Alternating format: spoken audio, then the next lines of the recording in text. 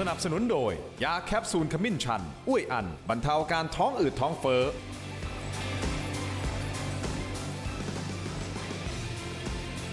สวัสดีครับต้อนรับทุกท่านเข้าสู่รายการถกไม่เถียงครับวันนี้จะถกกันต่อเนื่องเรื่องของการจัดตั้งรัฐบาลคุณผู้ชมครับเพราะว่าอย่างไรเพราะว่าเราต้องทราบก่อนนะฮะว่าสรุปแล้วเนี่ยรัฐบาลจะออกมาหน้าตาเป็นอย่างไรเพื่อที่จะดูว่าทิศทางของประเทศจะไปอย่างไรเรื่องของเศรษฐกิจปากท้องผมบอกได้เลยนะครับนี่เป็นเรื่องใหญ่ของประเทศที่รอการแก้ไขยังมีเรื่องของชายแดนอีกนะฮะหลายประเด็นเลยนะครับเพราะฉะนั้นการที่เราจะเห็นหน้าตาของรัฐบาลพอจะเดาทิศทางได้นะครับว่าสรุปแล้วเนี่ยเราจะไปในทิศทางไหนแต่อย่างว่าล่ะครับคุณผู้ชมการเมืองบางทีมันก็ไม่เข้าใครออกใครก็ไม่รู้นะฮะว่าสุดท้ายสุดเนี่ยทางด้านของพรรคกล้าทำนะที่ตอนนี้ก็อึมครึมกันอยู่นะครับว่าจะร่วมรัฐบาลหรือไม่อย่างไรก็จะมีภาพนะครับคุณอนุทินนะฮะมีการพูดคุยนะกับท่านนฤมลปิญโยศินวัตรซึ่งเป็นหัวหน้าพรรคกล้าทำนะครับมีการพูดคุยแบบค่อนข้างเครียดเลยเดี๋ยววันนี้จะมาไล่เรียงทีละประเด็นให้ฟังกันนะครับคุณผู้ชมและแน่นอนอีกประเด็นหนึ่งก็คือประชาชนก็เรียกร้องว่าสรุปแล้วเนี่ยทางกกตเมื่อไหร่จะประกาศรับรองผลการเลือกตั้งหรืออย่างน้อยก็ออกมาแจ้งหน่อยนะครับว่าตัวเลขของผู้ที่มาเลือกตั้งตกลงเนี่ยมันสรุปได้หรือยังก็คงต้องติดตามกันอย่างต่อเนื่องนะครับแต่เอาประเด็นต่างๆวันนี้ที่จะมาไขข้อสงสัยกับ2ท่านนะครับท่านแรกครับท่านเป็นสมาชิกวุฒิสภาหรือสวนะครับรองศาสตราจารย์ดร.นันทนานันทวโรภาสครับสวัสดีครับอาจารย์ครับส่วนขวามือของผมครับท่านเป็นรองหัวหน้าพรรคนะครับแล้วก็อดีตสสพรรคประชาชนนะครับคุณวิโรจน์ลัคนาดิศรครับสวัสดีครับคุณวิโรจน์ครับสวัสดีอาจารย์ด้วยครับผมเอาประเด็นแรกก่อนเลยในเรื่องของการจัดตั้งรัฐบาลนะฮะเพราะอันนี้สำคัญนะฮะแล้วก็น่าจะเป็นกระแสที่คอการเมืองติดตามกันอยู่นะครับว่าสถานการณ์ระหว่างพรรคกล้าทำนะกับพรรคภูมิใจไทยเพราะภูมิใจไทยต้องพูดกันตรงๆก็เป็นแกนนำการจัดตั้งรัฐบาลนะครับมีการคาดการณ์ว่าคุณอนุทินจะคุยกับคุณธรรมนัสสุดท้ายก็ไม่ได้คุยกันสักทีนะฮะก็มีท่านอื่นคุยแทนนะครับและล่าสุดนะก็มีการบอกว่าผมจะไปเที่ยวยุโรปแล้วหมายถึงท่านธรรมนัสนะซึ่งวางแผนมาเป็นระยะเวลานานแล้วนะครับแต่หลายคนก็มองว่าเดี๋ยวก่อนนะนี่คือจะหนีไปพักใจหรือหนีไปตั้งหลักหรือว่าหลบเลี่ยงการตอบคำถามสื่อหรือไม่คุณผู้ชมครับถ้ามองวิเคราะห์กันนะฮะคุณผู้ชมภูมิใจไทยเดินเกมที่จะจัดตั้งรัฐบาลโดยการไปคุยกับพรรคนู้นพรรคนี้พรรคนั้นแล้วตอนนี้รวมเสียงได้เกือบ300เสียงแล้วนะฮะโดยที่ยังไม่มีพรรคกล้าทำตรงนี้แหละครับคุณผู้ชมทำให้ร้อยเอกธรรมนัสรู้สึกว่าตัวเองโดนสกัดกั้นไม่ให้เข้ามาร่วมรัฐบาลหรือไม่หัวใจสำคัญของเรื่องนี้คุณผู้ชมถ้าจะให้ผมตีความนะคุณวิโรจน์อาจารย์นันทนาก็คือกระทรวงเกษตรแน่นอนก่อนหน้านี้ท่านธรรมนัสดูแลกระทรวงเกษตรและสหกรณ์กระทรวงเกษตรมีความสำคัญอย่างไรผมถือว่าน่าจะเป็นกระทรวงที่เป็นเกรด A บวกไม่ว่าจะเป็นด้านของประมาณการบริหารจัดการเรื่องของชลประทานเรื่องของที่ดินซึ่งตรงเนี้ยไปครองใจพ่อแม่พี่น้องเกษตรกรซึ่งเป็นกลุ่มก้อนใหญ่ของประเทศเพราะประเทศของเราคืออะไรอู่ข้าวอู่น้ำใช่ไหมอาจารย์ข้าวอู่น้ำเพราะฉะนั้นตรงเนี้ยเป็นกระทรวงที่ท่านธรรมนัสยังไงก็แล้วแต่ก็จะต้องพยายามที่จะเข้ามาบริหารกระทรวงเกษตรต่อเนื่องเพราะท่านทำก่อนหน้านี้ถูกต้องไหมฮะและผลการโหวตในการเลือกตั้งครั้งนี้คงทำให้เห็นแล้วพรรคกล้าทำขึ้นมาเป็นพรรคอันดับ4ได้ที่นั่งเนี่ย58ที่นั่งเลยนะครับคุณผู้ชมครับเพราะฉะนั้นตอนนี้ทางเลือกของท่านธรรมนัสคืออะไรเราคาดการณ์นะครับก็คือยอมจำนนแหละเอาละโอเคแล้วแต่ครับผมไม่เรียกร้องนะอย่างที่คุณไผ่ลิกนะเลขาธิการพรรคออกมาบอกไม่เรียกร้องตำแหน่งใดทั้งสิ้นนะไม่เรียกร้องเอาโอเคร่วมรัฐบาลนั่นหมายความว่าอาจจะมีการลดบทบาทของพรรคกล้าทำแต่อย่างน้อยเข้าไปร่วมรัฐบาลนั่นคือทางเลือกที่1ทางเลือกที่2ยอมไปเป็นฝ่ายค้านซึ่งท่านธรรมนัสเองบอกนะว่าเราก็เคยเป็นฝ่ายค้านแล้วทำได้ดีด้วยนะครับวันนี้คุณธรรมนัสก็มองให้สัมภาษณ์สื่อด้วยนะครับแล้วก็ชาวเน็ตก็สรรเสริญท่านในประเด็นนี้นะครับเพราะว่าท่านพูดประโยคนี้ประเด็นนี้น่าสนใจนะคุณวิโรจน์อาจารย์นันทนาเดี๋ยวเชิญวิเคราะห์ประเด็นนี้เลยนะครับท่านบอกว่าถ้าสมมุติว่าการเลือกตั้งที่ผ่านมาโมฆะยุ่งเลยเป็นเรื่องใหญ่ปรึกษาผู้รู้หลายท่านก็เป็นห่วงอยู่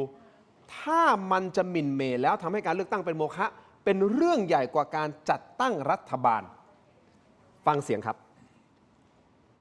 คือในช่วงตั้งแต่หลังวันที่8มาก็เฝ้าติดตามนะครับก็ถามพรรคพวกที่อยู่ในแวดวงเนี่ยถามว่าผมกังวลเรื่องไหนมากกว่าเรื่องการจัดตั้งรัฐบาลกับเรื่องของผลการเลือกตั้งที่บิดเบือนว่าผิดกฎหมายเนี่ยผิดรัฐธรรมนูญเนี่ย ผมกังวลเรื่องนั้นมากกว่า เพราะว่าสมมุตินะอย่าเพิ่งแบบไปฟันธงนะการเลือกตั้งที่ผ่านมาสมมติว่ามันโมฆะเนี่ยยุ่งนะ ถ้าคาดการณ์ว่ามันจะไป เป็นเรื่ ถึ อง ง ใหญ่ ขนาดนั้นไหมคะ คือ ว่าประเมิน สิ่งที่ผมกังวลเนี่ยก็ระดมนักกฎหมายของพรรคนะครับปรึกษาผู้รู้กูรูจริงๆครูบาอาจารย์จริงๆเนี่ยเป็นห่วงว่ามันน่าจะมินเมย์มากในเวลานี้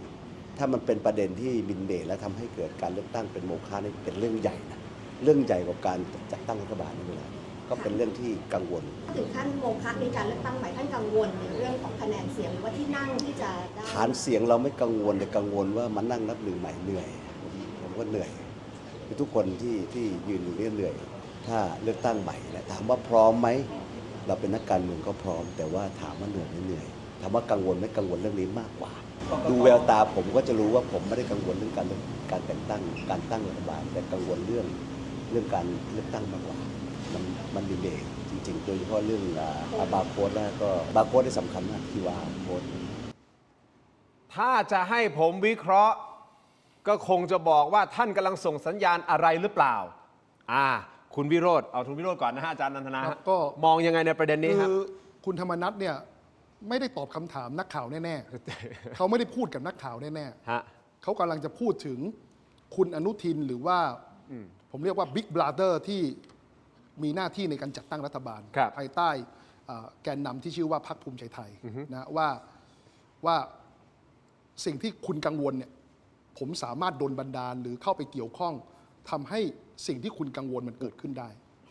อย่างนั้น คือเขาก็ขู่อะเขาก็มีสิทธิ์ที่จะขู่เขาก็มีสิทธิ์ที่จะส่งสัญญาณ เพราะอย่าลืมนะครับว่าคนอย่างคุณธรรมนัฐเนี่ยเคยเดินเกมนะครับเพื่อล้มพลเอกประยุทธ์ในสภามาแล้วนะครับนะแต่ณวันนั้นเนี่ยยังมีพลเอกประวิตยเนี่ยนะฮะคอยดึง คอยประคองอยู่ แขนเสื้อสูทเอาไว้นะครับถ้าวันนั้นไม่มีนะครับพลเอกประวิตยเนี่ยคอยดึงแขนเนี่ยนะครับรับไม่แตกนะครับพลเอกประยุทธ์นี่ตายคาสภาแล้วนะครับคือต้องยอมรับว่าความน่ากลัวของพรรคกล้าทำนะครับหรือว่าคุณธรรมนัฐเนี่ย ครับ ก็คือว่าเขามีโครงข่ายกับราชการเขามีเครือข่ายนะครับกับซัมบาดี้กับนายทุนที่สามารถที่จะแทรกแซงทางการเมืองได้อันนี้คือความเชื่อ ซึ่งผมเชื่อว่าใครที่อยู่ในแวดวงการเมืองก็เชื่อในความเชื่อนี้อยู่แล้ว เพราะว่าถ้าไม่อย่างนั้นเนี่ยเขาไม่กล้าเดินเกมล้มพลเอกประยุทธ์อยู่แล้วครับนะฮะแล้วถามว่าเขากล้าไหมก็ชื่อพรรคก็บอกแล้วกล้าทำ แต่ คือ ทำนี่คือธรรมะนะฮะ คืออย่างนี้ฮะคนที่อยู่ในแวดวงการเมืองเนี่ยก็จะรู้กิตติศัพท์ของคุณธรรมนัฐดีว่า ถ้าเขาลั่นวาจาว่าเขาจะทำคนอย่างคุณธรรมนัฐคือเดินสุดตัวเลย ไม่สนใจว่าใครจะวิพากษ์วิจารณ์ใครจะว่าอะไรเขาลุยเต็มที่ อันนั้นคือสิ่งที่ทุกคนรู้กิตติศัพท์ของคุณธรรมนัฐดี ซึ่งก็มีทั้งแง่บวกแล้วก็แง่ลบใช่ไหมครับดังนั้นเนี่ยก็ถือว่าเป็นการส่งสัญญาณถึงคุณอนุทินโดยตรงนะครับแต่อย่างไรก็ตามเนี่ยคุณธรรมนัฐในปัจจุบันเนี่ยก็ถือว่าอำนาจการต่อรองเนี่ยต่ำมากนะ ผมใช้คำว่าต่ำมากเลยเหรอฮะ ต่ำมากครับเพราะว่า เพราะ ไม่มีความจำเป็นต้องมีกล้าทำอยู่ในสมการการจัดตั้งรัฐบาลก็ได้ เพราะว่าคุณอนุทินหรือพรรคภูมิใจไทยก็ส่งสัญญาณมาอย่างต่อเนื่องว่าเขาอาจจะเลือกพรรคประชาธิปัตย์ก็ได้ แล้วพรรคประชาธิปัตย์ก็มีเงื่อนไขชัดเจนว่าถ้ามีกล้าทำไม่มีประชาธิปัตย์ดังนั้นเนี่ยก็ตอนนี้ก็คือศึกชิงดำแล้วแหละครับว่าจะเป็นสีฟ้าหรือสีเขียวหรือประชาธิปัตย์หรือกล้าทำละซึ่งคนเลือกนะครับตอนนี้เนี่ยนะคนที่เสี่ยงพวงมาลัยตอนนี้คือภูมิใจไทยแล้วคำถามก็คือว่าแล้วเขาจะเอาพรรคกล้าทำมาเพื่ออะไร ซึ่งก็ต้องยอมรับว่าถ้าเกิดกล้าทำมาร่วมรัฐบาลเนี่ยจะเป็นงานยากของคุณเอกนิติ แล้วก็คุณสุภจีแน่ๆเพราะว่าก็ต้องมานั่งแบกภาพลักษณ์ผมเรียกใช้ว่าเขาว่าภาพลักษณ์นะจริงเท็จเป็นประการใดอีกเรื่องหนึ่งแต่ต้องมาแบกภาพลักษณ์ ครับ ที่ไม่ค่อยดีของคุณธรรมนัฐด้วย และก็ถ้าเกิดตั้งคุณธรรมนัฐเป็นรัฐมนตรีหรือรองนายกรัฐมนตรี ก็อาจจะเดินรอยตามคุณเศรษฐา ทวีสิน อีกก็ได้ มันมีต้นทุนความเสี่ยงเยอะในการดึงเอากล้าทำเข้ามาร่วมรัฐบาล คราวนี้มาดูสูตรเลือกตั้งนิดนึงนะฮะอาจารย์นันทนาคุณวิโรจน์คุณผู้ชมครับสูตรเนี่ยสูตรการจัดตั้งรัฐบาลคุณผู้ชมครับถ้าสูตรหนึ่งตรงนี้นะฮะถ้าสแกนออกไปแบบรวดเร็วเลยคือจะไม่เห็นกล้าทำนะฮะแล้วก็พักเล็กพักน้อยอาจารย์นันทนาถ้าได้ติดตามข่าวสารเราก็รู้ดีนะว่าก่อนหน้านี้พักกล้าทำสามารถที่จะไปเป็นคนขับเคลื่อนในการรวบรวมเสียงต่างๆแหละใช่ไหมฮะแต่งานเนี้ย ไม่ต้องถึงกล้าทำฮะผมทำเองเลยหมายถึงภูมิใจไทยนะปุ๊บรวบรวมเสียงมาครับคุณผู้ชมครับดูฮะแต่ละพรรครวมกันเนี่ย292 เสียงซึ่งมันมากกว่า250 เสียงไปต้อง42 เสียงสบายไม่จำเป็นจะต้องมีพรรคกล้าทำอยู่ในสมการเลยอันนี้คือสูตรที่ 1 ส่วนสูตรที่2คุณผู้ชมครับสูตรที่ 2 ก็คือเอาละพรรคกล้าทำเข้ามาอยู่ด้วยอีก58 เสียงรวมกันทั้งหมดเนี่ยมัน350มันจะมีเสถียรภาพคือเอาว่าแข็งแกร่งเลยแหละคราวนี้คุณวิโรจน์มองว่าไม่จำเป็นถูกต้องไหมฮะในการที่จะต้องมีกล้าทำเข้ามา คืออย่าง มันจะเข้า นี้ครับ สู่สูตรหนึ่งแต่มันมีประโยคนึงนะอาจารย์นันทนาขออนุญาตนิดเดียวนะฮะ ครับ มันมีประโยคนึงที่บอกว่า keep your friends close ก็คือเราอะให้มิตรอยู่ใกล้กับเรา but keep your enemy closer ก็คือให้ศัตรูเนี่ยอยู่ใกล้ยิ่งกว่าอีกอะถ้าประโยคนี้ถ้าคนไปเชื่อประโยคนี้ก็ควรจะเอากล้าทำมาอยู่กับเราแล้ว ถูกต้อง เพราะว่าทุกคนรู้ฤทธิ์เดชของคุณธรรมนัสดีในการเรื่องของการสร้างเครือข่าย การแบ็กเมลหรืออะไรก็ตามนะตามที่เขาล่ำลือกันมานะครับนะฮะทุกคนก็รู้กิตติศัพท์ดีถูกไหมฮะ โอเค การเชื่อมโยงไปถึงข้อมูลหน่วยงานราชการต่างๆ อะไรอย่างเงี้ยนะครับผมว่าคุณธรรมนัสเนี่ยมีช่องทางอยู่แล้ว แต่ว่าสูตรแรกเนี่ยไม่เฮลตี้นะครับ สุขภาพไม่ดีเหรอฮะ สุขภาพไม่ดีสุขภาพครม.ไม่ดีคืออย่างนี้ครับการจัดตั้งรัฐบาลมันมีวิธีคิดอย่างนี้หนึ่งว่า จะต้องไม่มีพรรคการเมืองใดการเมืองหนึ่งที่พอถอนตัวจากการเลือกตั้งปุ๊บแล้วทำให้เสียงของรัฐบาลเนี่ยต่ำกว่า 250นึกภาพไหมนั่นก็แอบถอนปุ๊บเนี่ยหรือว่าแอบบิดพริ้วในสภายกมือปั้งเนี่ยรัฐบาลพังเลย ดังนั้นเนี่ยสูตรนี้เห็นไหมครับว่าพรรคเพื่อไทยที่มีอยู่74 เสียงถ้าถอนปุ๊บเสียงน้อยกว่า250ทันทีอย่างนั้นเนี่ยไม่เฮลตี้ถูกไหมครับดังนั้นเนี่ย292มันต้องมีอีกพรรคหนึ่งเข้ามาแน่ๆซึ่งก็แล้วแต่เขาจะเลือกถูกไหมฮะ ประชาธิปัตย์ ก็คือประชาธิปัตย์ก็จะเติมเข้าไปเป็น300เศษซึ่งเนี่ยเป็นสูตรในการจัดตั้งรัฐบาลที่เฮลตี้ที่สุดคือ300เศษ โอเค เดี๋ยวเราคงได้ขยายความเพิ่มเติม แต่ผมอยากจะให้อาจารย์ธนาได้มีโอกาสพูดตรงนี้ด้วย เพราะว่าอาจารย์ธนามีการโพสต์นะมีการพูดเกี่ยวกับเรื่องของกกตนะและข้อกังวลต่างๆ เกี่ยวกับกกตโดยเฉพาะการสรรหากกต2ท่านนะครับที่จะเข้ามาใหม่นะฮะคุณผู้ชมครับแต่ก่อนที่จะไปถึงประเด็นตรงนี้นะครับเอาเป็นว่าเอาสิ่งที่คุณธรรมนัฐพูดแล้วกันบอกว่ามันก็สุ่มเสี่ยงนะที่ผ่านมาเนี่ยถ้าการเลือกตั้งที่ผ่านมานี่ถ้าโมฆะขึ้นมานี่ยุ่งเลยเป็นเรื่องใหญ่เลยปรึกษาผู้รู้หลายท่านก็เป็นห่วงอาจารย์นันทนาเป็นห่วงอย่างคุณธรรมนัฐเป็นห่วงไหมครับ ก็คืออันนี้เป็นครั้งแรกที่คุณธรรมนัฐเนี่ยพยายามจะพูดถึงหายนะของการเลือกตั้งครั้งนี้ก็คือว่าถ้าเผื่อว่ามันเป็นโมฆะจะเกิดอะไรขึ้น ก่อนหน้านี้ที่ดูเหมือนว่ากำลังอยู่ในระหว่างการฟอร์มกำลังจะเข้าร่วมอะไรเนี่ยไม่เคยพูดถึงเรื่องการเป็นโมฆะเลยนะอันนี้มันก็เป็นสัญญาณอะไรบางอย่างที่เหมือนจะบอกว่าถ้าการเลือกตั้งเนี่ยมันเป็นโมฆะไปแล้วเนี่ยจะมาจัดตั้งรัฐบาลกันทำไมนะอันนี้คุณธรรมนัฐอาจ ส่งสัญ จะ ญาณชัดเจนอย่างนี้ สื่ เล อย สารออกมาเพื่อที่จะบอกคุณอนุทินหรือเปล่านะคะว่าถ้าการเลือกตั้งเป็นโมฆะไอ้ที่คุณจัดไปมันก็ไม่มีผลอะไรนะ ไร้ประโยชน์ ซึ่งก็เป็นส่วนหนึ่งที่เดี๋ยวฉันคิดว่าเป็นเรื่องความกังวลของคนทั่วไป ที่ว่าการเลือกตั้งครั้งนี้เนี่ยมันมีบาร์โค้ดขึ้นมาแล้วการเลือกตั้งมันไม่เป็นลับ บัตรเขย่งอะไรก็มากมายปัญหาของกกตจนถึงบัตรนี้ก็ยังไม่ประกาศคะแนน 100% สักทีหนึ่งมันก็เลยทำให้คนเนี่ยเริ่มรู้สึกว่าไอ้การเลือกตั้งครั้งนี้เนี่ยมันไม่ปกติ แล้วก็หลายคนที่ผ่านประสบการณ์การเลือกตั้งปี 2500 ก็บอกว่ามันเป็นการเลือกตั้งที่สกปรกแต่ครั้งนี้สกปรกกว่าแล้วจะบอกว่าเละเทะที่สุดก็เป็นไปได้ เพราะว่าโอ้โหการนับคะแนน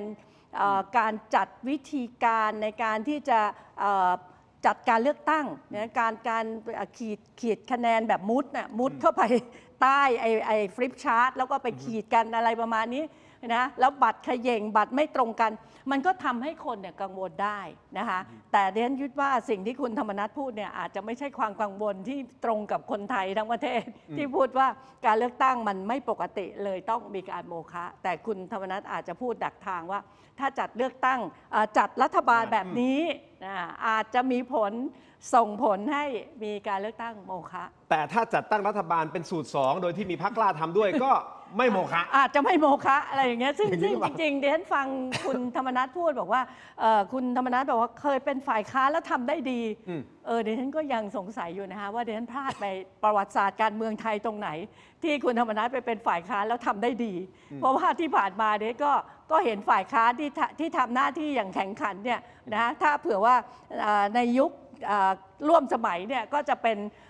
พรรคอนาคตใหม่ก้าวไกลประชาชนนะก่อนหน้านั้นดิฉันก็จะได้เห็นฝ่ายค้านแบบพรรคประชาธิปัตย์แต่ดิฉันไม่แน่ใจว่าคุณธรรมนัสเคยเป็นฝ่ายค้านที่เข้มแข็งมาตั้งแต่เมื่อไหร่ หรือจริงๆแล้วเนี่ยคุณธรรมนัสเป็นฝ่ายค้านไม่เป็นด้วยซ้ำไปในแง่นี้หลายคนก็กำลังคิดว่ามันเป็นกระบวนการในการที่จะเข้าสู่การร่วมรัฐบาลหรือเปล่า คือการต่อรอง ก็อาจจะเป็นการต่อรองผสมการจะเรียกว่าอะไรเป็นการบอกกล่าวแบบแรงๆว่าถ้าไม่เป็นอย่างนี้มันก็อาจจะเกิดผลเสียขึ้นมา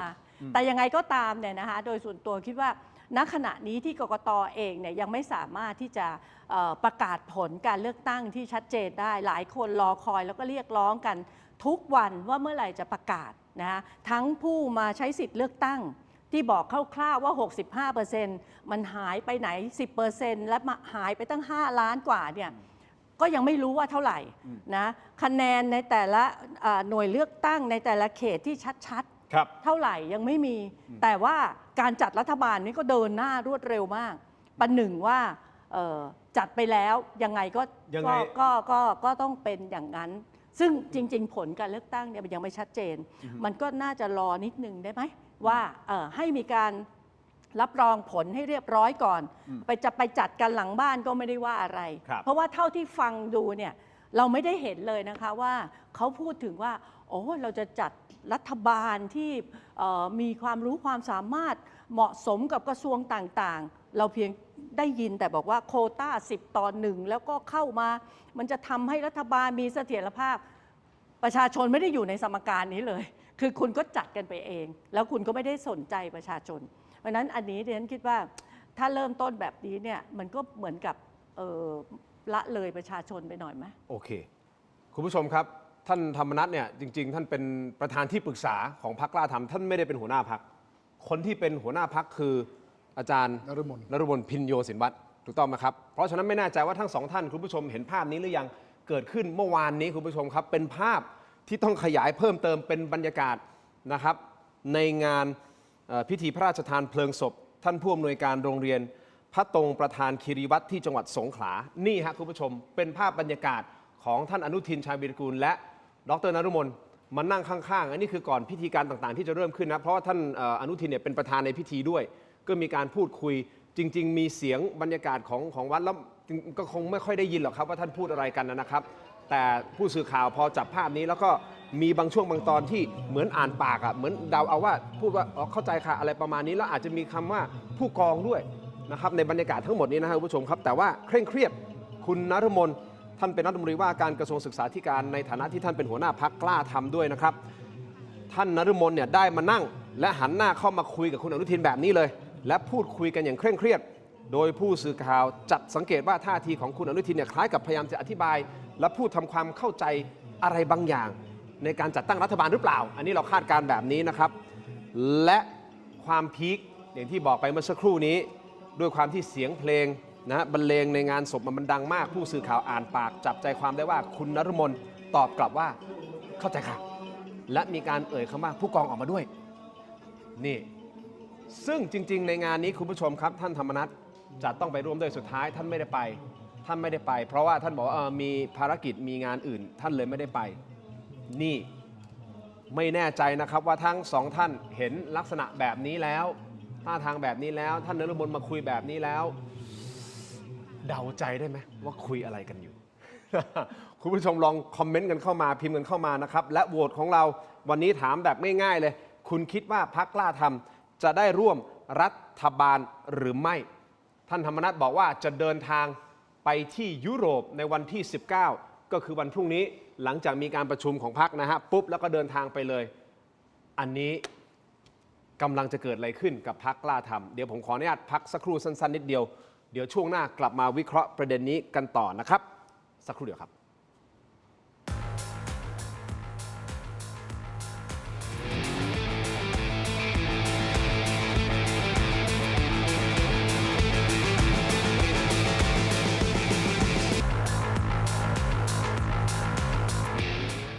นับสนุนโดย ยาท่าน้ำขาวหานคู่ 49 บาท ฝาสีฟ้า มีตัวยาฟีนิลซาลิซิเลตไอเฮิร์บชูการ์ฟรี ชุ่มคอ มีสารสกัดสมุนไพร 4 ชนิด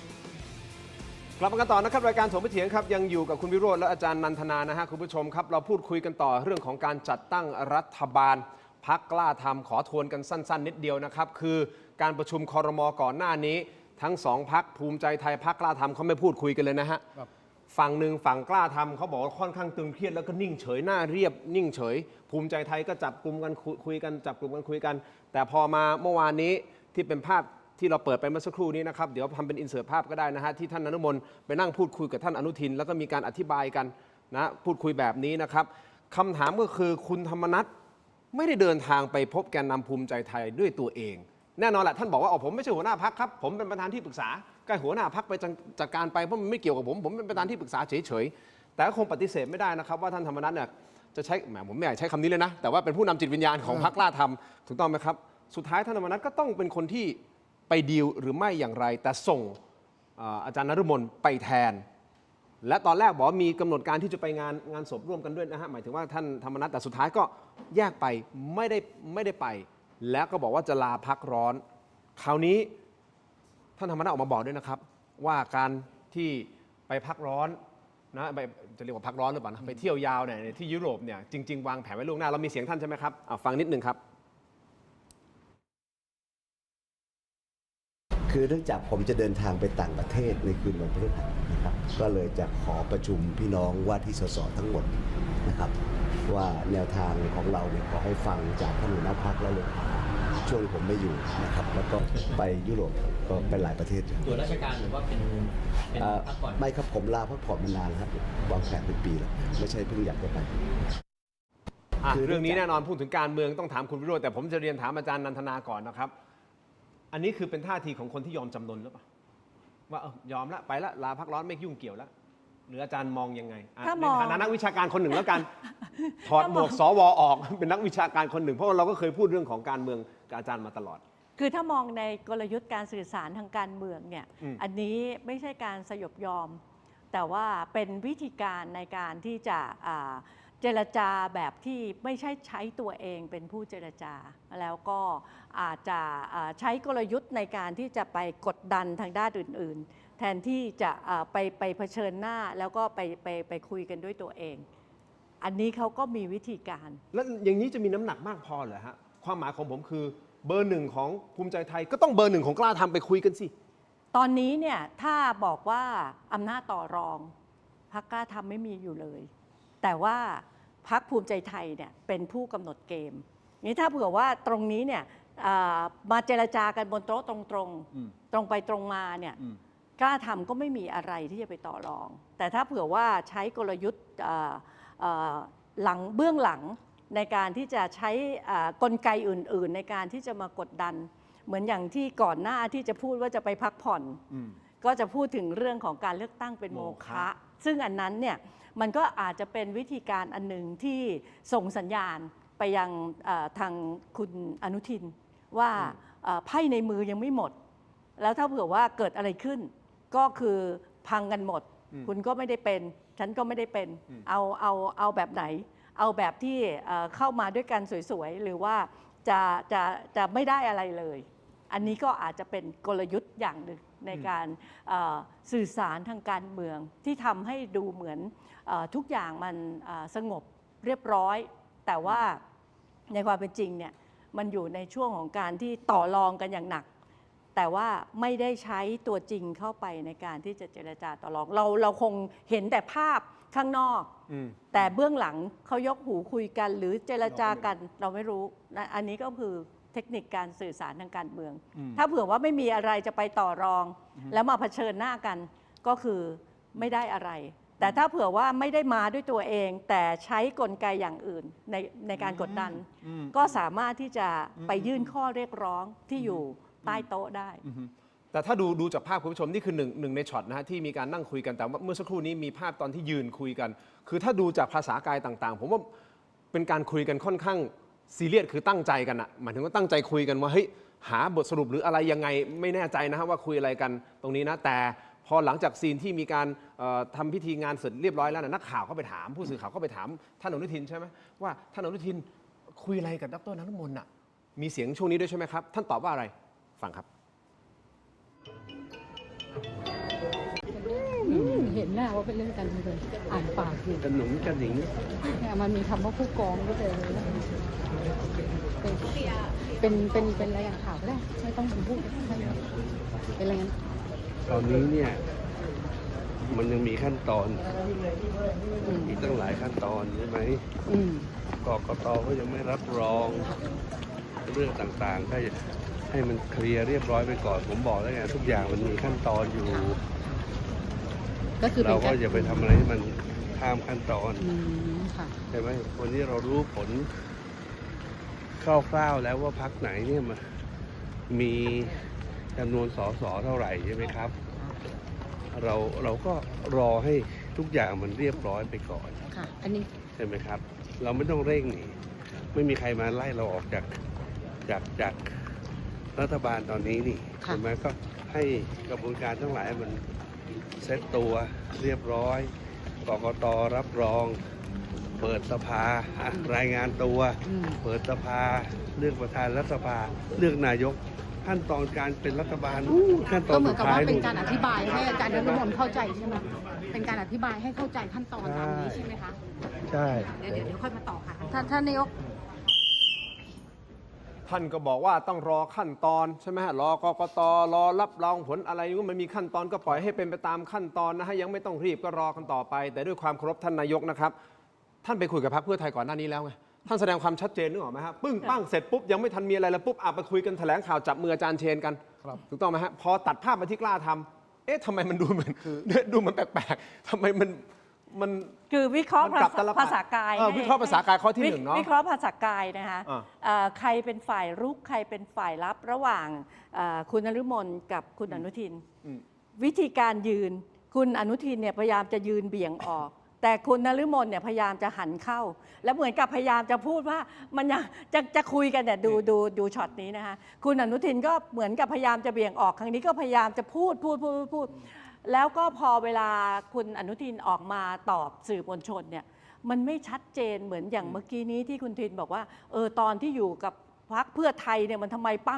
งแล้วออกมาแบบจับไม้จับมือมีคำตอบทุกอย่างเลย อันนี้แบบก็อันนี้มันก็เป็นไปตามขั้นตอนกกตยังไม่รับรองแล้ววันนั้นที่คุณไปจับมือกับเพื่อไทยในกกตมันรับรองแล้วเหรอมันก็ยังไม่ได้รับรองเลยแต่อันนั้นนี่แบบทำแบบเป็นทางการมาก เพราะฉะนั้นอันนี้ก็ชัดเจนแล้วว่าคำตอบของอันเนี้ยดูสิอันเนี้ยยิ้มแย้มแจ่มใสมีภาพจับไม้จับมือกกตยังไม่ได้รับรองเลยนะคะแต่พอมาคุยกับคุณนฤมลเนี่ยอีกอย่างหนึ่งเลยแล้วคำตอบก็ไปอีกเรื่องหนึ่งอันเนี้ยในการวิเคราะห์ในเรื่องของการสื่อสารเนี่ยก็ชัดเจนว่าไม่มีคำตอบสำหรับพรรคกล้าทำลำบากอันนี้คำถามเดียวกันคุณวิโรจน์ยอมจำนนไหมท่านธรรมนัสที่ไปต่างประเทศข้อที่หนึ่งข้อที่สองยังครับยังคืออย่างนี้ฮะผมถามคุณทีนกับอาจารย์นันทนาก็ได้จะได้วิเคราะห์พร้อมกันว่าคุณธรรมนัสที่อยู่กลางสปอตไลท์กับคุณธรรมนัสที่อยู่หลังม่านไม่มีสปอตไลท์ส่งธรรมนัสไหนน่ากลัวกว่ากันธรรมนัสที่อยู่หลังม่านผุบโผล่สปอตไลท์ส่องไม่ถึงไม่รู้เขาไปคุยกับใครไม่รู้เขาไปดีลกับใครไม่รู้เขาเดินเกมอะไรไอ้เนี้ยคือโหมดธรรมนัสที่น่ากังวลที่สุดครับดังนั้นเนี่ยไม่ใช่สัญญาณว่าคุณธรรมนัสเนี่ยยอมจำนนหรือสยบยอมเลยนะครับเพียงแต่ว่าถอยตัวเองออกจากหน้าสื่อแล้วก็ไปดำเนินการนะครับในสิ่งที่ตัวเองถนัดแล้วประโยคที่คุณธรรมนัสบอกว่าอะไรฮะที่น่ากังวลว่าจะเป็นโมฆะไหมไอประโยคที่น่ากังวลคือปรึกษาผู้รู้เนี่ยผมอยากจะรู้แล้วว่าตอนนี้คุณธรรมนัสไปปรึกษาผู้รู้ชื่ออะไรบ้างแล้วก็ส่งสัญญาณว่าก็ไม่กลัวการเลือกตั้งใหม่ด้วยก็กำลังบอกคุณอนุทินและอาจจะบอกไปถึงคุณเนวินด้วยแหละว่าทรัพยากรเขามีนะก็เป็นการส่งสัญญาณจริงเท็จเป็นประการใดก็อีกเรื่องหนึ่งส่วนเอาว่าผมพูดในทางปฏิบัติทำไมคุณอนุทินถึงต้องไปจับมือกับคุณยศชนันก่อนครับสเต็ปแรกคือต้องประกาศว่าฉันจัดตั้งรัฐบาลได้แน่คือจับ2 พรรคแล้วเสียงเกิน250และอำนาจการต่อรองของพรรคแกนนำในการจัดตั้งรัฐบาลจะมีสูงมากว่าฉันเกิน250แล้ว ฉันอาจจะเลือกเธอก็ได้ ฉันอาจจะไม่เลือกเธอก็ได้ ก็ขึ้นอยู่กับว่ากระทรวงที่เธอต้องการกับกระทรวงที่ฉันให้ได้ ดังนั้นเนี่ยนะครับกระทรวงเกษตรและสหกรณ์เนี่ยจึงเป็นคีย์เวิร์ดที่สำคัญในการต่อรองในคราวนี้อย่างมาก อย่างที่ผมเปิดรายการไปว่ากระทรวงเกษตรและสหกรณ์เป็นกระทรวงเกรด A เกรด A บวก A+ ครับ อันนี้ถามคนการเมืองนิดนึงไหนคุณก็คุกคลีอยู่ตรงนั้นแล้วกระทรวงเกษตรและสหกรณ์ทำไมถึงเป็นเกรด A+ ขนาดนั้น มันมี 3 ปัจจัยกระทรวงไหนที่จะเป็น A บวกเนี่ยนะหนึ่งงบประมาณสูง และต้องเป็นงบประมาณทางด้านงบลงทุนด้วย อย่างกระทรวงศึกษางบเยอะก็จริงฮะแต่เป็นงบที่เป็นเรื่องของเงินเดือน อย่างเงี้ยไม่ใช่ A ไม่ใช่ A บวก แต่เกษตรและสหกรณ์คมนาคมอย่างเงี้ยงบเยอะและเป็นงบลงทุน ปัจจัยที่ 2 คือเป็นกระทรวงที่สามารถเข้าถึงและสร้างเครือข่ายกับประชาชนในพื้นที่เพื่อวางฐานในการเลือกตั้งครั้งถัดไป ครับ และวางฐานในการเลือกตั้งท้องถิ่นได้ด้วย ซึ่งตรงนี้เนี่ยแหละครับภูมิใจไทยจะยอมให้กล้าทำไม่ได้เลย เพราะสไตล์ของภูมิใจไทยคือ ฉันต้องการยึดกระทรวงที่ฉันสามารถสร้างเครือข่าย เพื่อการเลือกตั้งได้ด้วยอสมเห็นไหมกระทรวงสาธารณสุขเห็นไหมมหาดไทยเห็นไหมผมมั่นใจเลย2 กระทรวงเนี้ยยังไงภูมิใจไทยต้องเอา เพราะเป็นปัจจัยที่ 2 ปัจจัยที่ 3 คือพองบลงทุนไปทำโครงการต่างๆ กระทรวงเกษตรเป็นกระทรวงที่ถูกตรวจสอบได้ยากมาก ครับ เพราะเสียงของพี่น้องเกษตรกรก็มักจะเสียงเบา แล้วก็มักจะถูกผู้มีอิทธิพลในพื้นที่ข่มขู่ได้ง่าย และความเสียหายของโครงการที่เกิดขึ้นภายใต้กระทรวงเกษตรและสหกรณ์เนี่ยกว่าจะรู้ว่ามีความเสียหายเนี่ยมันยากอะเช่น อยู่ดีอ่างเก็บน้ำสมมุติเนี่ยนะใครจะไปวัดใครจะไปประเมินครับว่าความจุมันได้ตาม TOR หรือเปล่า มันต่างจากถนนหนทางนะครับที่อยู่ในผิวถนนลอกล่อนเนี่ยก็เป็นการประจานตัวเองละดังนั้นเนี่ยด้วย 3 ปัจจัยเนี่ยจึงทำให้กระทรวงเกษตรและสหกรณ์เนี่ยเป็นกระทรวงเกรด A แต่คงปฏิเสธไม่ได้นะครับว่ายุคของท่านธรรมนัฐเนี่ยก็เอาที่ดินสปกนะ4/1ใช่ไหมแปลงมันเป็นโฉนดถูกต้องไหมครับ แล้วก็สามารถที่จะบริหารจัดการเรื่องของที่ดินทำกินเนี่ยได้ดีขึ้นสำหรับชาวเกษตรกร แล้วอีกเรื่อง ต ห ร นึ่ ง ง เนี้ยถูกใจพ่อแม่พี่น้องชาวเกษตรกรเขาถึงได้มีฐานเสียง ใช่ เยอะขนาดนี้ในการเลือกตั้งครั้งนี้ แล้วก็ถ้าจะมีปัจจัยหนึ่งคือสามารถเอาโครงการเนี่ยไปสร้างผลประโยชน์ให้กับประชาชน เพื่อให้ผลประโยชน์ที่เกิดขึ้นกับประชาชนนั้นมาเป็นเกราะคุ้มกันตัวเองด้วย สมมติอย่างนี้หมายความว่าคุณทินเนี่ยเป็นนายทุนในเครือข่ายผมถูกไหม ฮะ ผมก็ให้ผลประโยชน์กับคุณทินด้วย แต่ผลประโยชน์นั้น ผมก็มีการจ่ายแจกให้กับประชาชนด้วย หมายความว่าถ้าจะยกเลิกของคุณทินประชาชนก็ต้องถูกยกเลิกด้วยนะ ดังนั้นผลประโยชน์ที่กระเซ็นกระสายไปที่ประชาชน ก็จะกลายเป็นเกราะกำบังให้กับตัวเองและนายทุนในเครือข่ายตัวเองด้วย อย่างเนี้ยคือเกรด A เลย เพราะฉะนั้นท่านธรรมนัฐแน่นอนปล่อยกระทรวงนี้ไม่ได้ ถ้าปล่อยก็จะเท่ากับว่า ถูกไหมอันนี้ถ้าวิเคราะห์กันนะคุณผู้ ห ช น้าม อาจา ต่าร ย์ ง นันทนา ในการสร้างเครือข่ายกับฐานเสียงไม่มีถูกไหมฮะไม่มีคุณธรรมนัฐไม่ได้มองแค่งบประมาณอย่างเดียว อ่าฮะ แต่งบประมาณเนี่ยเกษตรเนี่ยเยอะอยู่แล้ว แต่ ถูก ว่า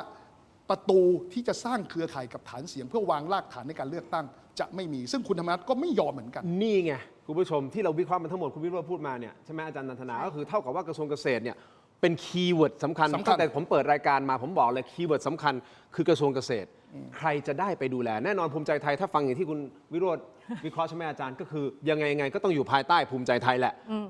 แต่แน่นอน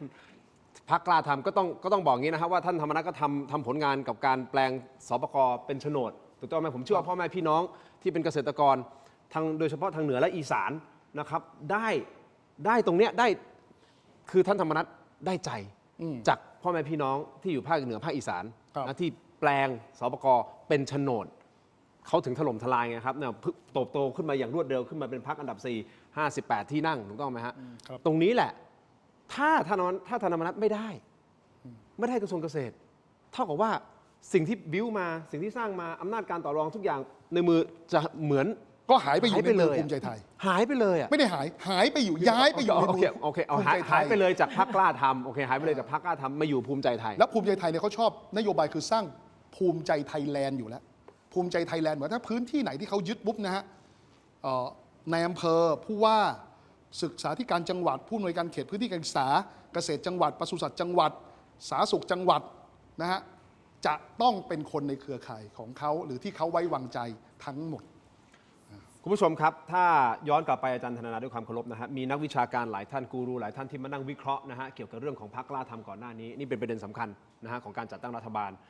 หลายท่านส่วนใหญ่เลยนะครับบอกว่ายังไงพรรคกล้าทำร่วมรัฐบาลกับภูมิใจไทยอยู่แล้วแน่นอนยังไงก็เป็นอย่างนั้นนะครับแต่คิดอีกมุมหนึ่งนะครับคุณผู้ชมครับถ้าสมมุติเกิดพรรคกล้าทำมาอยู่กับอนุทินจริงๆมันอยู่กับภูมิใจไทยจริงๆเนี่ยมันเท่ากับว่าเสริมให้เขาแข็งแรงขึ้นเรื่อยๆหรือเปล่าถูกต้องไหมฮะถึงแม้จะไม่ได้ควบคุมกระทรวงเกษตรก็ตามมันมีวิธีในการที่จะเข้ามาขยายฐานเสียงของตัวเองหรือเปล่าด้วยวิธีการทำงานในส่วนอื่นๆต่อไปเพราะฉะนั้น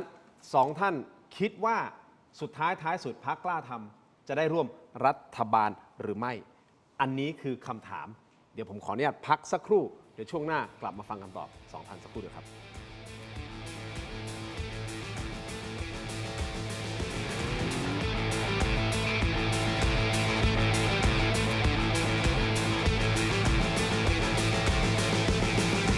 อาหารเมนูต้มกับทอดนะครับต้องใช้ไฟที่แรงถึงจะทำให้อาหารอร่อยและสุกทั่วถึงนะครับวันนี้ผมจะมาทำเมนูเหล่านี้นะครับด้วยเตาแก๊สหน้ากระจกจาก Seeker Electric กันครับตัวเตาแก๊สนะครับมีเปลวไฟ2วงนะครับสามารถปรับความแรงได้ตามต้องการนะครับด้วยไฟแรงร้อนเร็ว 4,400 วัตต์ต่อหัวเลยนะครับแถมขารอง5ขาเคลือบอีนาเมลทนความร้อนโครงสร้างเหล็กแข็งแรงทนทานวางหม้อได้มั่นคงแน่นอนครับแค่นี้นะครับก็จะได้เมนูน้ำร้อนๆอย่างต้มยำกุ้งชามนี้แล้วนะครับหรือสำหรับเมนูทอดก็ไม่ต้องห่วงนะครับพวกเมนูที่ใช้ไฟแรงหัวเตาทองเหลืองก็ทนต่อความชื้นน้ำมันและความร้อนสูงไม่เป็นสนิมครับ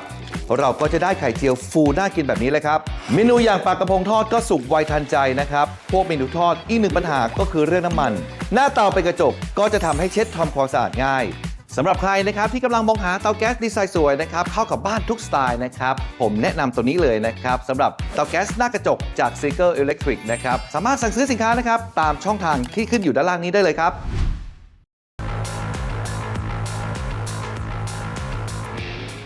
สนับสนุนโดย Lift Up Your Life สร้างสรรค์ความสุขให้ชีวิต Seeker Electricกลับมากันต่อนะครับอยู่กับอาจารย์นันทนาและก็คุณวิโรจน์นะฮะอย่างที่ผมบอกไปนะว่าครูหลายท่านนะนักวิเคราะห์การเมืองนักวิชาการมาในรายการก็ฟันธงค่อนข้างไปในทิศทางที่เห็นว่าพรรคกล้าทำยังไงก็ร่วมกับรัฐบาลแน่นอนส่วนสองท่านคิดว่าได้ร่วมไหมฮะอาจารย์นันทนาครับ คือเดนคิดว่าพรรคกล้าทำเนี่ยเขาคงมีจุดยืนที่เขาต้องเป็นรัฐบาลเขาคงเป็นฝ่ายค้านไม่เป็นเพราะอย่างที่บอกว่าดิฉันจำไม่ได้ว่าเขาเคยเป็นฝ่ายค้านตั้งแต่เมื่อไหร่แล้วก็คุณธรรมนัสคงไม่ถนัดที่จะเป็นฝ่ายค้านแต่ทีนี้เนี่ยประเด็นเนี่ยถ้าเผื่อว่ามีความจำเป็นในการที่จะต่อรองเพื่อที่จะเข้าร่วมรัฐบาลเนี่ยกระทรวงอาจจะไม่ใช่เรื่องหลักแต่ขอให้เข้าไปยืนเป็นส่วนหนึ่งของรัฐบาลนะเดนคิดว่าณนาทีนี้ดูจากท่าทีการคุยของคุณนฤมลกับคุณอนุทินเนี่ยเดนคิดว่าอันนี้ค่อนข้างซีเรียสก็คือว่าโอกาสที่พรรคภูมิใจไทยเนี่ยเขาจะตัดสินใจเลือกพรรคกล้าทำเนี่ยมันไม่โชะชะแบบของพรรคเพื่อไทยเพราะฉะนั้นเนี่ยถ้าจะให้เดาก็คงพรรคกล้าทำเนี่ยอยากจะอยู่ในส่วนของการร่วมรัฐบาลแต่อาจจะกระทรวงไม่เกลี่ยงหรืออาจจะตัวบุคคลก็ไม่เกี่ยวด้วยอาจจะเข้าร่วมแต่ไม่มีคุณธรรมนัสหรืออะไรประมาณนี้ก็มีความเป็นไปได้ในขณะเดียวกันเนี่ยฉันคิดว่าการที่พรรคภูมิใจไทยเนี่ยเขาจะเลือกเอาคุณพรรคกล้าทำเข้าไปร่วมหรือเปล่าเนี่ยมันก็อาจจะไม่ใช่เรื่องกระทรวงอย่างเดียวเพราะว่าถ้าเรื่องกระทรวงเนี่ยอาจจะตกลงกันแล้วแบ่งสรรปันส่วนอะไรกันแต่ฉันคิดว่าเรื่องภาพลักษณ์เป็นเรื่องที่สำคัญก็คือถ้าเผื่อว่าพรรคกล้าทำเข้าไปเนี่ยมันก็จะต้องไปแบกเรื่องภาพลักษณ์กันซึ่งหลายพรรคการเมืองเนี่ยที่ก็รู้สึกปฏิเสธที่จะเข้าร่วมกับพรรคกล้าทำเพราะฉะนั้นตรงนี้มันก็มีราคาที่พรรคภูมิใจไทยจะต้องจ่ายถ้าสมมุติว่าเอาพรรคกล้าทำเข้าไปร่วมอาจารย์มองว่าเรื่องของภาพลักษณ์เป็นสิ่งที่เขาคอนเซิร์นเหรอแต่ผมกลับมองอีกแบบหนึ่งไม่รู้ชวนคิดนะฮะก็คือว่าถ้าเอาพรรคกล้าทำเข้ามาร่วมรัฐบาลแล้วมีโอกาสที่เขาจะมีวิธีการอะไรก็แล้วแต่สร้างฐานของเขาให้แข็งแรงขึ้นสุดท้ายมาแข่งกับพรรคภูมิใจไทยเองและอาจจะหักกันเองหรือเปล่าเพราะว่าที่ผ่านมาอย่างที่เราได้ติดตามข่าวการเมืองแล้วมันเป็นเรื่องที่ทุกคนก็วิพากษ์วิจารณ์เหมือนกันนะครับว่าพรรคคุณธรรมนัสเองเคยหักกับใครมาแล้วครับท่านพลเอกประวิตรก็เคยหักมาแล้วเพื่อไทยก็หักมาแล้วแล้วจะมีอะไรรับประกันล่ะครับว่าเขาจะไม่หัก อาจจะเป็นไปได้นะคะถ้ามองแบบที่คุณทิดมอง แต่ว่ามันไม่เร็ว เพราะว่าอะไรภูมิใจไทยเนี่ยยึดกลไกราชการไปหมดแล้ว ก่อนเลือกตั้งโยกย้ายไปทั้งหมดแล้ว แล้วก็อย่างที่เมื่อสักครู่นี้ที่ได้พูดถึงกันเนี่ยนะคะก็จะบอกว่าพรรคภูมิใจไทยเนี่ยเขาถนัดใช้กลไกราชการ และตอนนี้เขาก็ยึดกลไกราชการไม่ว่าจะเป็นกระทรวงมหาดไทยกระทรวงคมนาคมกระทรวงเกษตรกระทรวงพาณิชย์อุตสาหกรรมเนี่ยเขาจะใช้กลไกเหล่านี้ในการที่จะสร้างเครือข่าย แล้วก็สามารถที่จะผลักดันนโยบาย แล้วก็ยึดกลุ่มในเรื่องของฐานเสียงได้ เพราะฉะนั้นถ้าพรรคกล้าทำเนี่ยนะจะตามเข้ามาเนี่ยไม่เร็วแล้วก็ไม่สามารถที่จะใช้กลไกราชการได้อย่างพรรคภูมิใจไทย เพราะฉะนั้นประเด็นที่เขากังวลเขาไม่พรรคกล้าทำเนี่ยอันนี้โตขึ้นมาเนี่ยในระดับนี้ก็ถือว่าจริงๆแล้วก็โตได้เร็ว แต่ว่าประเด็นมันไม่ได้เกิดขึ้นมาจากฐานคะแนนนิยมอะไรต่ออะไรมันโตขึ้นมาอย่างที่หลายคนก็รู้กันอยู่เพราะฉะนั้นตรงเนี้ยเขาจะไม่โตได้ขนาดขึ้นมาเท่ากับภูมิใจไทยในเร็วๆอาจจะอีกหลายการเลือกตั้งเพราะดูจากกลไกที่เขาขึ้นมาเนี่ยเขาเองเขาก็เคยอยู่พรรคไทยรักไทยอยู่พรรคเพื่อไทยมาก่อนอ่ะเขาก็ใช้วิธีการเดียวกับที่เพื่อไทยในการที่จะทำให้พรรคเนี่ยมันใหญ่ขึ้นมาแต่สุดท้ายเนี่ยเขาก็ไม่สามารถที่จะทำให้มันใหญ่ขึ้นมาได้เพราะคนที่กุมกลไกราชการอยู่เนี่ยคือภูมิใจไทยคุณวิโรจน์มองไงครับว่าจะได้ร่วมหรือไม่ร่วมได้ร่วม 100%แน่นอนโอ้โหคืออย่างนี้เราต้องวิเคราะห์ถึงศักยภาพของพรรคกล้าทำก่อนแล้วก็ศักยภาพของผู้กองธรรมนัสก่อนผู้กองธรรมนัสเนี่ยจำได้ไหมครับที่พาสสของตัวเองในมุ้งของตัวเองออกมาจากพรรคพลังประชารัฐเนี่ยเขายังมีขีดความสามารถในการสร้างเครือข่ายกับกลุ่มมุ้งทางการเมืองต่างๆและพรรคเล็กพรรคน้อยต่างๆด้วย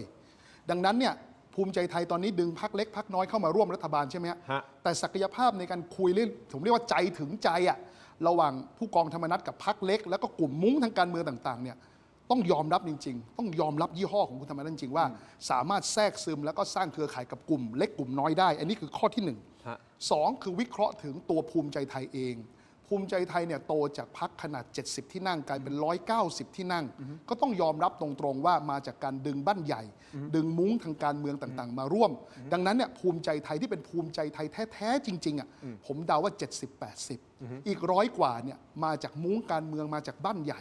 ซึ่งไอ้มุ้งการเมืองต่างๆนั้นไม่ใช่ภูมิใจไทยแท้ๆนะไม่ใช่ภูมิใจไทยแต่อ้อนแต่ออดแสดงว่าคุณกำลังจะบอกว่าภูมิใจไทยก็จริงๆแล้วก็ไม่ได้แข็งแรงอะไรขนาดนั้นณวันนี้พร้อมที่จะสามารถที่จะแตกได้ถูกไหมแล้วมุ้งทางการเมืองต่างๆเนี่ยถามว่าคุณธรรมนัสคุยไม่ได้เหรอมุ้งการเมืองที่อยู่ในภูมิใจไทยคุณผู้ชมไปที่ออนไลน์ตอนนี้ฮะเวลาทีวีหมดลงแล้วนะครับไปที่เทโรดิจิทัลใน YouTube นะฮะ Facebook ในถกไม่เถียงไปพูดคุยกันต่อกับทั้งสองท่านนะครับมีประเด็นที่น่าสนใจคือคุณสรยุทธสุทัศนจินดาพิยุทธนะครับเขาบอกนะท่านบอกนะว่าได้ไปคุยกับผู้นำจิตวิญญาณของพรรคภูมิใจไทยเขาบอกเขาไม่อายนะที่จะลอกนโยบายต่างๆพรรคประชาชนมีนโยบายเท่าไหร่ฮะ200 กว่าไม่ต้องสนลอกอันไหนดีลอกแล้วก็ใส่คำว่า plus เข้าไปคุณรู้สึกยังไงติดตามต่อในออนไลน์สารทีวีครับขอบคุณทั้งสองท่านก่อนนะครับเจอกันในออนไลน์สวัสดีครับ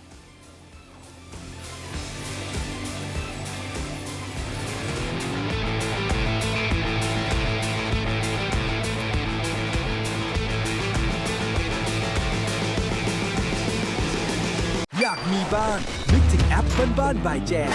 มีซับให้เลือกมากกว่า 5,000 รายการดาวน์โหลดได้แล้ววันนี้ทั้งระบบ iOS และ Android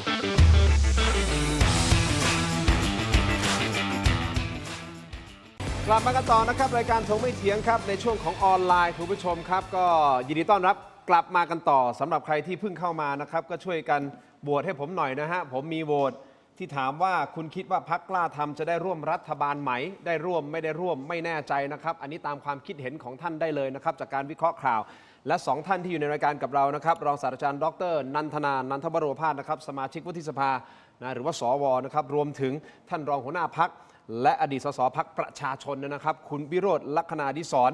ต้องเรียนอย่างนี้ตรงไปตรงมานะคุณวิโรจน์คุณเป็นคนจากพรรคประชาชนคนแรกหลังจากที่เกิดประเด็นคุณแก้วตาเมื่อวันศุกร์ที่ผ่านมาวันนี้คงถ้าไม่ถามคุณเลยก็คงจะ กระไรอยู่ เพราะฉะนั้นผมถามแน่นอนนะฮะแต่ก่อนที่จะไปตรงนั้นคุณผู้ชมครับ เรากำลังพูดถึงเรื่องของการจัดตั้งรัฐบาลทำไมถึงเราให้ความสำคัญในประเด็นนี้ เพราะว่ามันจะเห็นถึงหน้าตาของรัฐบาลในวันข้างหน้าที่จะมาบริหารประเทศข้อที่ 1 ข้อที่ 2 มันมีข้อมูลออกมาว่าทางด้านของพรรคภูมิใจไทยเองมองการบริหารประเทศเนี่ยมองไปยาวๆนะเขาไม่ได้มองแค่แบบ 4 ปีในการเลือกตั้งครั้งนี้นะครับแต่เขามองบอกว่า 20 ปี การที่จะเดิน 20 ปีได้นั่นหมายความว่าอะไรฮะต้องผ่านการเลือกตั้งอีก 5 ครั้งใช่ไหมอีก 4-5 ครั้งเพื่อที่จะอยู่ได้ 20 ปีเพราะครั้งละ 4 ปีเนาะถ้าไม่มีอะไรมาสะดุดระหว่างทางนั่นหมายความว่าเขาก็ต้องมั่นใจว่าฐานเสียงต่างๆเขาต้องสร้างใช่ไหมฮะสร้างเศรษฐกิจสร้างเครือข่ายสร้างอะไรที่มันทำให้ประเทศไทยแข็งแรงจนทำให้พ่อแม่พี่น้องประชาชนชาวไทยมั่นใจและกลับไปเลือกเขากลับมาบริหารประเทศได้อีกแต่ประเด็นสำคัญอยู่ตรงนี้กล้าทำมีเป็นสมการสำคัญอยู่ตรงนี้ด้วยนะครับเพราะว่ากระทรวงเกษตรและสหกรณ์เป็นกระทรวงเกรด A+ อย่างที่คุณวิโรจน์วิเคราะห์ไปและเป็นกระทรวงที่ผมเชื่อว่าท่านทำนั้นเองก็ไม่อยากจะปล่อยให้ไปอยู่ในมือใคร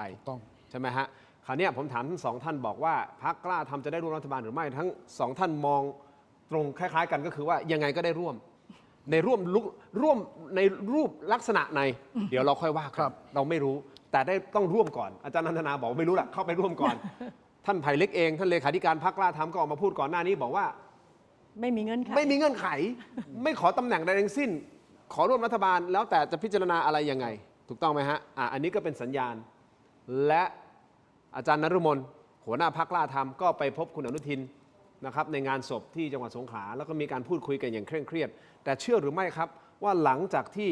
ไปงานศพเสร็จแล้วเนี่ยก็มีภาพออกมาอีก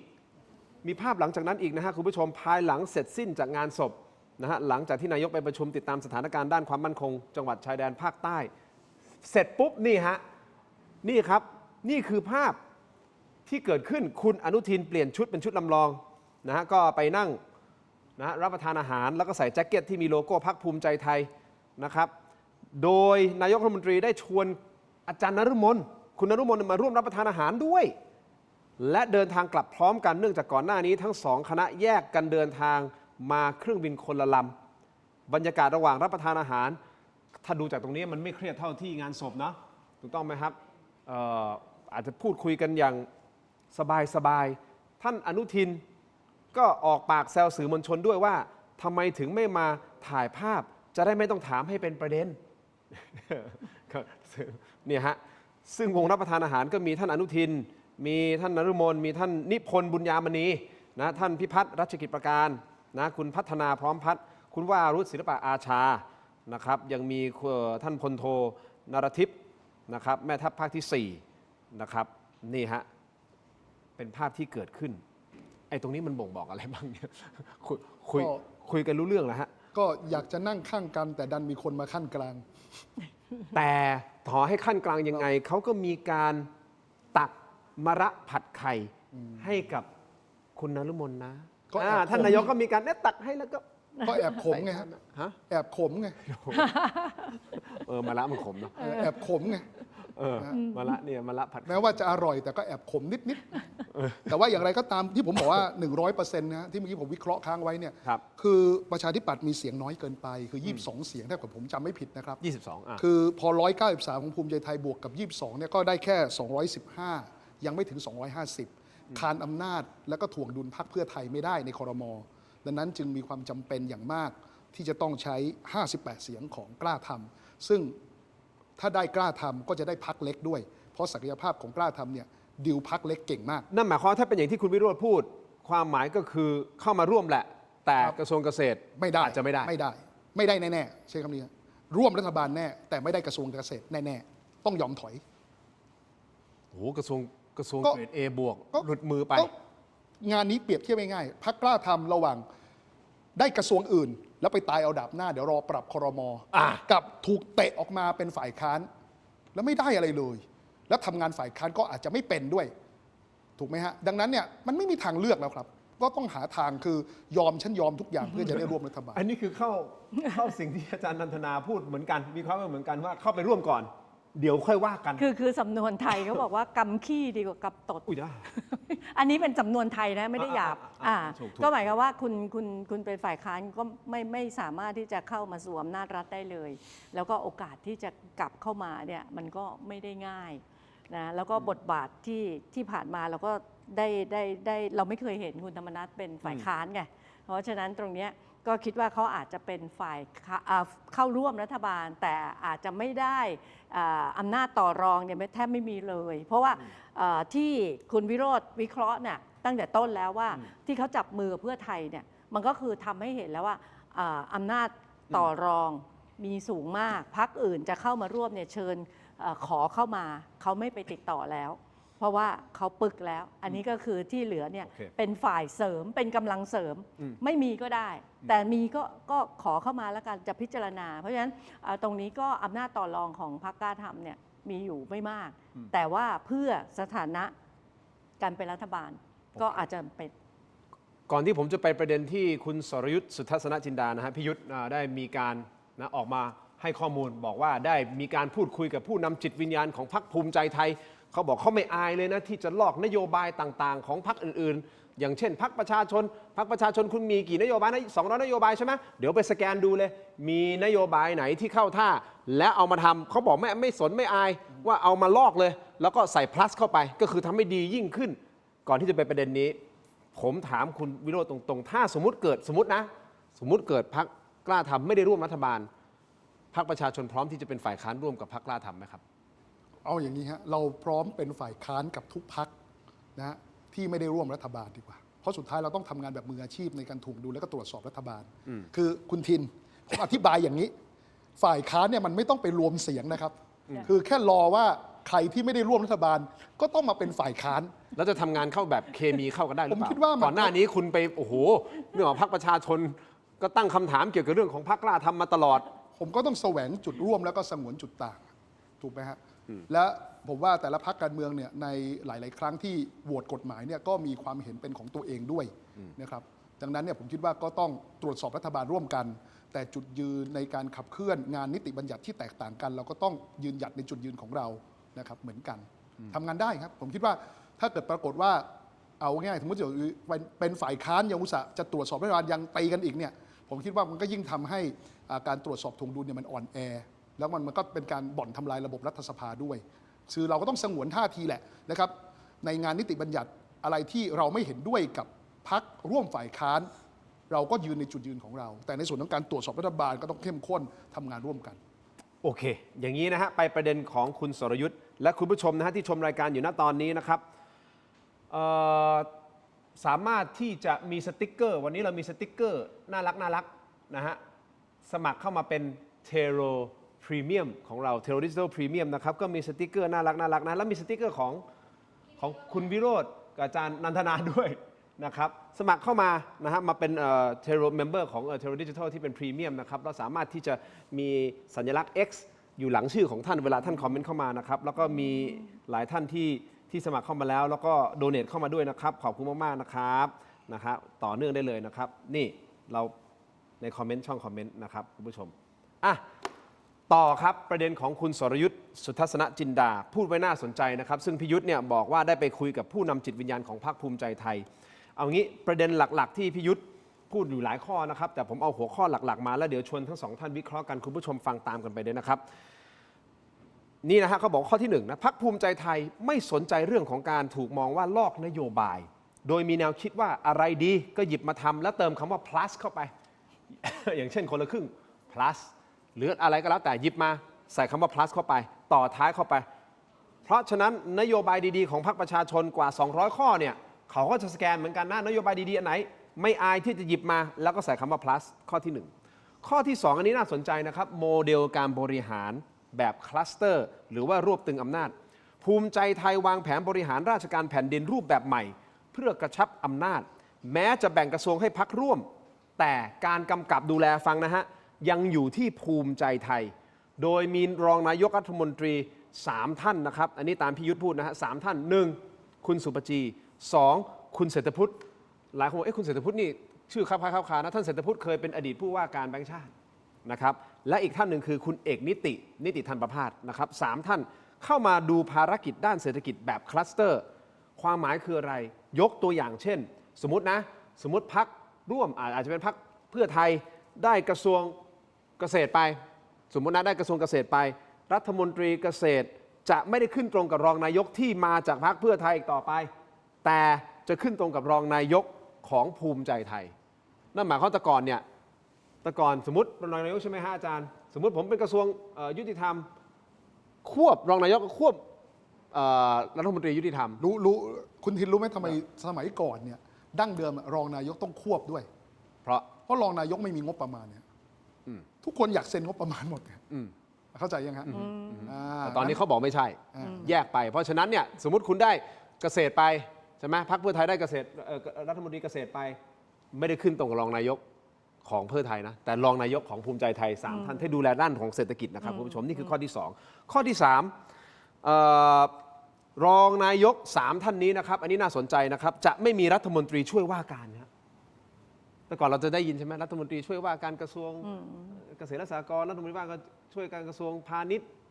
นะรัฐมนตรีช่วยมหาดไทยแต่ตอนนี้จะไม่มีนะครับแต่จะใช้กรรมการผู้ช่วยรัฐมนตรีกรรมการผู้ช่วยรัฐมนตรีตั้งได้5คน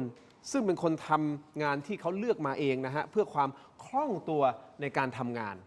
ข้อที่4ครับคุณผู้ชมภูมิใจไทยจะดูแลงานด้านความมั่นคงกระทรวงกลาโหมกระทรวงมหาดไทยกระทรวงยุติธรรมและอาจจะไปถึงกระทรวงการต่างประเทศด้วยนะครับโดยไม่แบ่งให้พรรคอื่นกระทรวงเศรษฐกิจหลักๆพาณิชย์คมนาคมท่องเที่ยวภูมิใจไทยดูแลเองทั้งหมดข้อที่5ครับคุณสุชาติชมกลิ่นไม้เบื่อไม้เมานะฮะกับคุณไอซ์รัชนกนะครับจะได้เป็นรัฐมนตรีแน่นอนแต่อาจจะไม่ใช่กระทรวงแรงงานเพื่อที่จะลดกระแสต้านจากสังคมมีโอกาสที่ท่านอาจจะดำรงตำแหน่งเป็นรัฐมนตรีกระทรวงทรัพยากรธรรมชาติและสิ่งแวดล้อมนะครับส่วนข้อที่6ครับพรรคภูมิใจไทยไม่ได้มองแค่การเป็นรัฐบาลในสมัยนี้แต่เป็นการคิดไปถึงการเลือกตั้งในครั้งต่อๆไปโดยมีเป้าหมายยืนระยะยาวยืนให้ยาวได้อย่างน้อยๆ20 ปีเพราะเขาบอกว่าครั้งนี้ในการได้มาเป็นแกนนำจัดตั้งรัฐบาลที่มีเสียงข้างมากและมีความมั่นคงสูงแบบนี้มันไม่ใช่แบบว่าวันดีมันไม่ใช่มาง่ายๆกว่าจะมาถึงวันนี้ได้เพราะฉะนั้นเขาจะต้องอยู่อย่างมั่นคงและยืนยาวไปแล้วก็ใช้นะการบริหารราชการแผ่นดินผลักดันกฎหมายและสร้างผลงานให้เป็นเนื้อเป็นหนังอยู่ไปยาวๆ20 ปีนี่คือสรุปโดยรวมที่คุณสรยุทธ์พูดเอาไว้คุณวิโรจน์ครับนโยบายเขาไม่อายที่จะเติม plus เข้าไปในนโยบายของพรรคประชาชนถ้ามีนโยบายที่เข้าตาของเขาคุณมองเป็นยังไงครับก็ผมก็ยืนยันว่าอะไรที่เป็นประโยชน์กับประชาชนเนี่ยเราก็ใจกว้างแล้วก็ทำได้เลยนะครับคือไม่ต้องมานั่งแบ่งว่านี่เป็นของใครของเขาอีกแล้วนะครับผมคิดว่าอะไรที่เป็นประโยชน์กับประชาชนเนี่ยเป็นประโยชน์ต่อความเป็นอยู่ที่ดีขึ้นเป็นโอกาสที่จะทำให้ประชาชนเนี่ยมีคุณภาพชีวิตที่ดีขึ้นเนี่ยทำได้เลยแต่ว่ามันก็สะท้อนอย่างหนึ่งนะฮะว่าสิ่งที่เราพยายามบอกกับประชาชนเสมอว่าพรรคประชาชนเราพยายามคิดนโยบายเนี่ยเป็นอย่างดีมีการเล่นตัวเลขงบประมาณว่าทุกนโยบายเนี่ยทำได้จริงตามกรอบนโยบายเนี่ยก็แสดงว่าเป็นเรื่องจริงนะครับแต่ว่าเราก็ไม่ได้หวงหรอกครับก็คิดว่าอะไรที่เป็นประโยชน์ก็ทำได้เลยนะครับและที่ผ่านมาเราก็ไม่ได้หวงอยู่แล้วอย่างกรณีสุราก้าวหน้าถูกไหมแม้ว่าสุดท้ายแล้วคุณเท่าพิภพเนี่ยนะร่างคุณเท่าพิภพจะไม่ผ่านก็ตามเนี่ยแต่ผมเชื่อว่าประชาชนก็จะจำได้แหละว่าผู้ริเริ่มนโยบายเนี่ยมันเป็นใครแล้วก็เกิดประโยชน์ผลโทษเป็นอย่างไรหรือกรณีการสร้างการยอมรับนะครับของความหลากหลายทางเพศเนี่ยผมว่าประชาชนก็ทุกคนก็รู้ดีอยู่แล้วว่าพรรคอนาคตใหม่คือผู้ริเริ่มใช่ไหมครับแม้ว่าสุดท้ายแล้วเนี่ยการมีหลายพรรคการเมืองเข้ามาร่วมด้วยช่วยกันเนี่ยผมมองว่าเป็นเรื่องดีเพราะว่าลำพังแค่พรรคการเมืองพรรคนึงเนี่ยมันดำเนินการอะไรสร้างการเปลี่ยนแปลงเชิงบวกให้กับสังคมไม่ได้หรอกครับดังนั้นเนี่ยสังเกตว่าพรรคของเราเนี่ยไม่เคยหวงเลยจริงๆเราพยายามดึงทุกพรรคมามีส่วนร่วมด้วยโดยเฉพาะงานกฎหมายนะถ้าเกิดเราหวงนะมือมันไม่พอหรอกครับที่จะผลักดันให้กฎหมายที่ดีกฎหมายฉบับหนึ่งมันผ่านไปได้ดังนั้นการมีหลายพรรคการเมืองหรือฝ่ายรัฐบาลมาเห็นด้วยเนี่ยผมว่าเป็นเรื่องที่น่ายินดีทำได้เลยแล้วการที่เขาวางแผนว่าจะอยู่ยาว20 ปีมันสร้างความกังวลอะไรยังไงให้กับพรรคประชาชนหรือไม่ครับจริงๆผมว่า ทุกพรรคการเมืองก็พยายามที่จะวางโครงสร้างเพื่อให้สามารถขับเคลื่อนนโยบายได้ในระยะยาวอยู่แล้ว ไม่ใช่แค่พรรคภูมิใจไทยผมว่าพรรคเพื่อไทยเองก็คิดพรรคประชาชนเองก็คิดถูกไหมแต่สุดท้ายมันก็อยู่ที่ผลงานที่ทำให้กับพี่น้องประชาชนถูกไหมสมมุติว่าถ้าพรรคภูมิใจไทยรัฐบาลพรรคภูมิใจไทยเนี่ยสามารถสร้างความอยู่ดีกินดี สร้างความเป็นอยู่ที่ดี และก็ได้รับการตอบรับที่ดีจากภาคประชาชนจะเลือกให้เขากลับมาเป็นรัฐบาลใหม่รัฐบาลอีกมันก็เป็นความชอบธรรมของเขานี่ทุกอย่างก็เป็นไปตามกติกาแต่สุดท้ายมันอยู่ที่ผลงานเนี่ยแต่ว่าผมพยายามคิดว่าเขาพยายามวางโครงสร้างไม่ว่าจะบอกว่าไม่มีรัฐมนตรีช่วยแล้วสมัยก่อนเขาชอบส่งรัฐมนตรีช่วยไปเกาะรัฐมนตรีว่าการเพื่อเอาคนของตัวเองเนี่ยเหมือนว่าไปดึงชายเสื้อสูทรัฐมนตรีของพรรคอื่นหน่อยแต่ในความเป็นจริงเนี่ยตัวรัฐมนตรีว่าการเนี่ยเขาสามารถแบ่งงานได้ใช่ไหมเขาก็แบ่งงานกรมเล็กกรมน้อยให้กับตัวรัฐมนตรีช่วยให้ไม่มีอำนาจมาวอลแวร์กับเขาแต่ตอนนี้เขาบอกจะเปลี่ยนเป็นคณะกรรมการผู้ช่วยรัฐมนตรีใช่ไหมก็เขาพยายามวางโครงสร้างเพื่อลดทอนอำนาจการต่อรองของพรรคร่วมรัฐบาลซึ่งเขาก็มีสิทธิ์จะคิดเพราะที่ผ่านมาต้องยอมรับนะครับการต่อรองเนี่ยที่น่าปวดหัวต่างๆเนี่ยที่ไม่ได้เอาผลประโยชน์ของประชาชนมาเป็นที่ตั้งเลยอ่ะแต่ใช้การแลกเปลี่ยนผลประโยชน์เนี่ยใช้การข่มขู่มันทำให้รัฐนาวามันไม่มีความเข้มแข็งในการเดินนโยบายเลยถามว่าผมเห็นด้วยกับโครงสร้างที่เขาวางในเชิงหลักการไหมผมก็เห็นด้วยอยู่ในทีแต่วิธีการคงต้องดูในรายละเอียดว่าเป็นการบั่นทอนนะครับเอกสิทธิ์นะครับของพรรคร่วมรัฐบาลหรือไม่นะครับเป็นการไปลดทอนเพื่อทำลายความชอบธรรมต่างๆในการที่จะค้านของพรรคร่วมรัฐบาลหรือไม่อันนี้ต้องไปดูอีกทีนึงแต่ว่าต้องยอมรับว่าที่ผ่านมาเนี่ยการต่อรองแลกเปลี่ยนผลประโยชน์การข่มขู่กันในครม.เนี่ยมันมีผลอย่างมากที่ทำให้รัฐบาลมันดำเนินนโยบายไม่ได้แล้วตัวนายกรัฐมนตรีเองก็ต้องทำตัวเป็นหนังหน้าไฟคือเรื่องเลวร้ายต่างๆบางทีฉันไม่ได้มีส่วนร่วมเลยฉันไม่ได้มีส่วนได้ประโยชน์เลยแต่ว่าฉันก็ต้องเป็นหนังหน้าไฟที่ถูกโจมตีถูกเผาอยู่เรื่อยไปผมก็เข้าใจก่อนที่จะไปที่อาจารย์นันทนาอีกหนึ่งคำถามเรื่องของการบริหารแบบคลัสเตอร์ที่ผมอธิบายไปก็คือแยกกันไปคุณอาจจะได้กระทรวงนี้กระทรวงนี้แต่สุดท้ายคุณต้องรายงานกลับมาที่รองนายกของภูมิใจไทยมันเป็นการรวบตึงอำนาจทั้งหมดอยู่ที่ภูมิใจไทยคุณมองการบริหารก็ผมบอกว่าก็หนึ่งก็คือเป็นการลดทอนอำนาจการต่อรองของซึ่งมันจะดีหรือไม่ก็ต้องดูบทบาทว่าเขารวบตึงเนี่ยเพื่ออะไรถ้าเกิดเป็นการรวบเพื่อการขับเคลื่อนนโยบายที่ได้แถลงเอาไว้ต่อรัฐสภาแถลงเอาไว้กับประชาชนโดยที่ไม่มีนอกมีในนะครับผมว่าก็เป็นความชอบธรรมที่เขาจะทำเพราะว่าไม่อย่างนั้นเนี่ยแต่ละกระทรวงมันต่างคนต่างทำต่างคนต่างผลาญงบประมาณ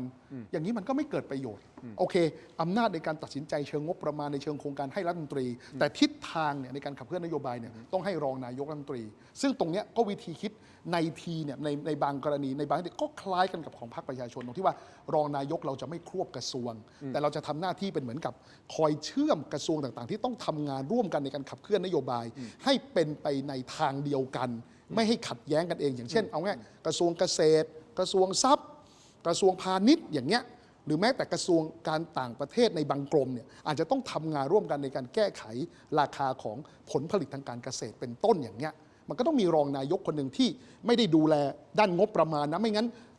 รองนายกที่ควบทำงานไม่ไหวหรอกครับแค่ทำให้คุณเกิดการทำงานข้ามกระทรวงกันให้มันมีประสิทธิภาพสอดคล้องกับนโยบายหลักเนี่ยก็หมดเวลาแสดงว่าแบบคลัสเตอร์นี้ก็น่าจะทำให้การบริหารงานมันไปในทิศทางที่ดีขึ้นมั้ยหมายถึงว่าไปในทิศทางเดียวกันได้ดีถ้าเกิดคิดในเชิงเอานโยบายเป็นหลักผลประโยชน์ของประชาชนเป็นหลักดีขึ้นแต่ถ้าเกิดปรากฏว่าฉันต้องการที่จะรวบตึงอำนาจนะครับเพื่อไม่ให้ป้องกันไม่ให้ตัวรัฐมนตรีที่มาจากพรรคอื่นเนี่ยทำงานได้นะหรือถ้าคิดในแง่ร้ายเลยนะถ้าคุณจะหากินกับงบประมาณแต่เดิมเคยส่งแค่ที่เจ้ากระทรวงไม่ได้แล้วต้องส่งถึงตัวรองนายกด้วยอันเนี้ยเลวร้ายอันนี้ผมเลยบอกต้องไปดูที่รายละเอียดว่าวัตถุประสงค์ที่แท้จริงทำอะไรอาจารย์นันทนาครับ20 ปีเขาวางไว้อย่างนี้และหลายคนก็มีการวิเคราะห์บอกว่ารัฐบาลคุณอนุทินเนี่ยมีพลังขนาดนี้ไม่ว่าจะเป็นเรื่องของสสสวสายต่างๆอะไรก็แล้วแต่องค์กรอิสระอีกจะทำให้เขาสามารถที่จะอยู่ได้ถึง20 ปีอย่างน้อยๆอาจารย์อันนี้เขาเรียกว่ากินรวบประเทศไทยได้หรือยังคะคืออันนี้เดนไม่แปลกใจที่เขาวางยุทธศาสตร์20 ปีเพราะว่าไม่ได้แตกต่างอะไรจากพรรคไทยรักไทยเดนทำวิจัยเรื่องพรรคไทยรักไทยแล้วเดนก็เห็นแนวทางที่พรรคไทยรักไทยเดิน นะเขาก็วางยุทธศาสตร์ในการที่จะกำหนดให้พรรคของเขาเนี่ยอยู่กับคนรากหญ้าแล้วก็กำหนดนโยบายแล้วจริงๆเขาก็อยู่ได้2 ทศวรรษจริงๆนะคะถ้าไม่มีการรัฐประหารอะไรเนี่ยเขาก็ชนะมาโดยตลอดใช่ไหมคะแต่จะต่างกันตรงไหนต่างกันตรงที่ว่าพรรคภูมิใจไทยไม่มีนโยบายเป็นของตัวเองและไอ้ตรงนี้แหละที่บอกว่าไม่เป็นไรไม่อายไปก๊อปปี้นโยบายใครมาแล้วมา plus จริงๆผิดจริยธรรมทางการเมืองนะคะนโยบายเนี่ยแต่ละพรรคการเมืองเนี่ยเขาจะต้องระดมสมองมีติ้งแต้งมาเนี่ยอันเนี้ยพรรคประชาชนเนี่ยกว่าจะได้นโยบาย200นโยบายมาเนี่ยมันจะต้องระดมสมองแล้วก็พยายามที่จะบอกว่านโยบายแบบไหนที่ดีที่สุดเขาต้องวิจัยเขาต้องไปสำรวจจนกระทั่งได้นโยบายมาพรรคไทยรักไทยทำแบบนี้เขาถึงได้นโยบายที่โดนใจคนไง30 บาทรักษาทุกโรคกองทุนหมู่บ้านเนี่ยมันไม่ได้ลอยๆเขาวิจัยแล้วเขาทำสำรวจพื้นที่สำรวจตลาดเขาทำการตลาดทางการเมืองจนได้นโยบายชุดหนึ่งที่เป็นนโยบายที่แบบเฮ้ยเขาคิดเองแล้วตอนนั้นเนี่ยเมื่อ20 กว่าปีที่แล้วเนี่ยพรรคการเมืองยังไม่รู้จักการหาเสียงด้วยนโยบายแล้วบอกเลือกฉันดีเลือกครอบครัวฉันตระกูลฉันอยู่ที่นี่มาแต่พอไทยรักไทยใช้การตลาดทางการเมืองเขามีนโยบายชุดที่เขาคิดเองเขาวิจัยเองมันจึงประสบความสำเร็จทีนี้ถามบอกว่าถ้าภูมิใจไทยจะเดินทางแบบนี้คุณไม่มีกระดูกสันหลังนะคะถ้าเผื่อคุณไม่มีนโยบายของตัวคุณเองคุณต้องมีนโยบายแล้วนโยบายเนี่ยถ้าคุณจะไปขออย่างสมมุติว่าเขาอยากจะได้นโยบายของพรรคประชาชนเนี่ยเขาก็จะต้องบอกว่านโยบายอันเนี้ยเป็นของนโยบายของพรรคประชาชนแต่ดีขอเราเอามาใช้คือต้องอ้างอิงที่มาไม่ใช่อยู่ๆว่าเอาไป plus อะไรอย่างเงี้ยมันขัดจริยธรรมอย่างแรงซึ่งเชื่อว่าเขาน่าจะทำแบบนั้นนะอาจารย์เชื่อว่าเขาน่าจะบอกอันนี้มาจากเขาพูดเองไงว่าพรรคประชาชนไปดูนโยบาย200กับนโยบายอันไหนดีเอามาปุ๊บเขาก็คงต้องบอกแหละอันนี้เอามาจากพรรคประชาชนแล้วเรา plus เข้าไปทำให้มันดีขึ้นไปอีกเขาต้องขอด้วยแล้วก็สื่อสารด้วยมันถึงจะเป็นสิ่งที่เขาเอามาทำได้อย่างชอบธรรมมี legitimacy มีความชอบธรรมในการที่จะนำเอานโยบายต่างๆที่แบบคนอื่นคิดแล้วเขามาต่อยอดหรืออะไรเนี่ยแต่ไม่ใช่อยู่ๆไปเด็ดหัวเข้ามาแล้วบอกว่าเนี่ยเรามาทำให้มันดีขึ้นอะไรเงี้ยอันนี้จริงๆแล้วไม่ถูกต้องแต่ถ้าเขาจะทำให้ดีเขาก็ไปบอกแล้วก็บอกที่มาด้วยว่าเรามาทำแบบนี้แล้วเรา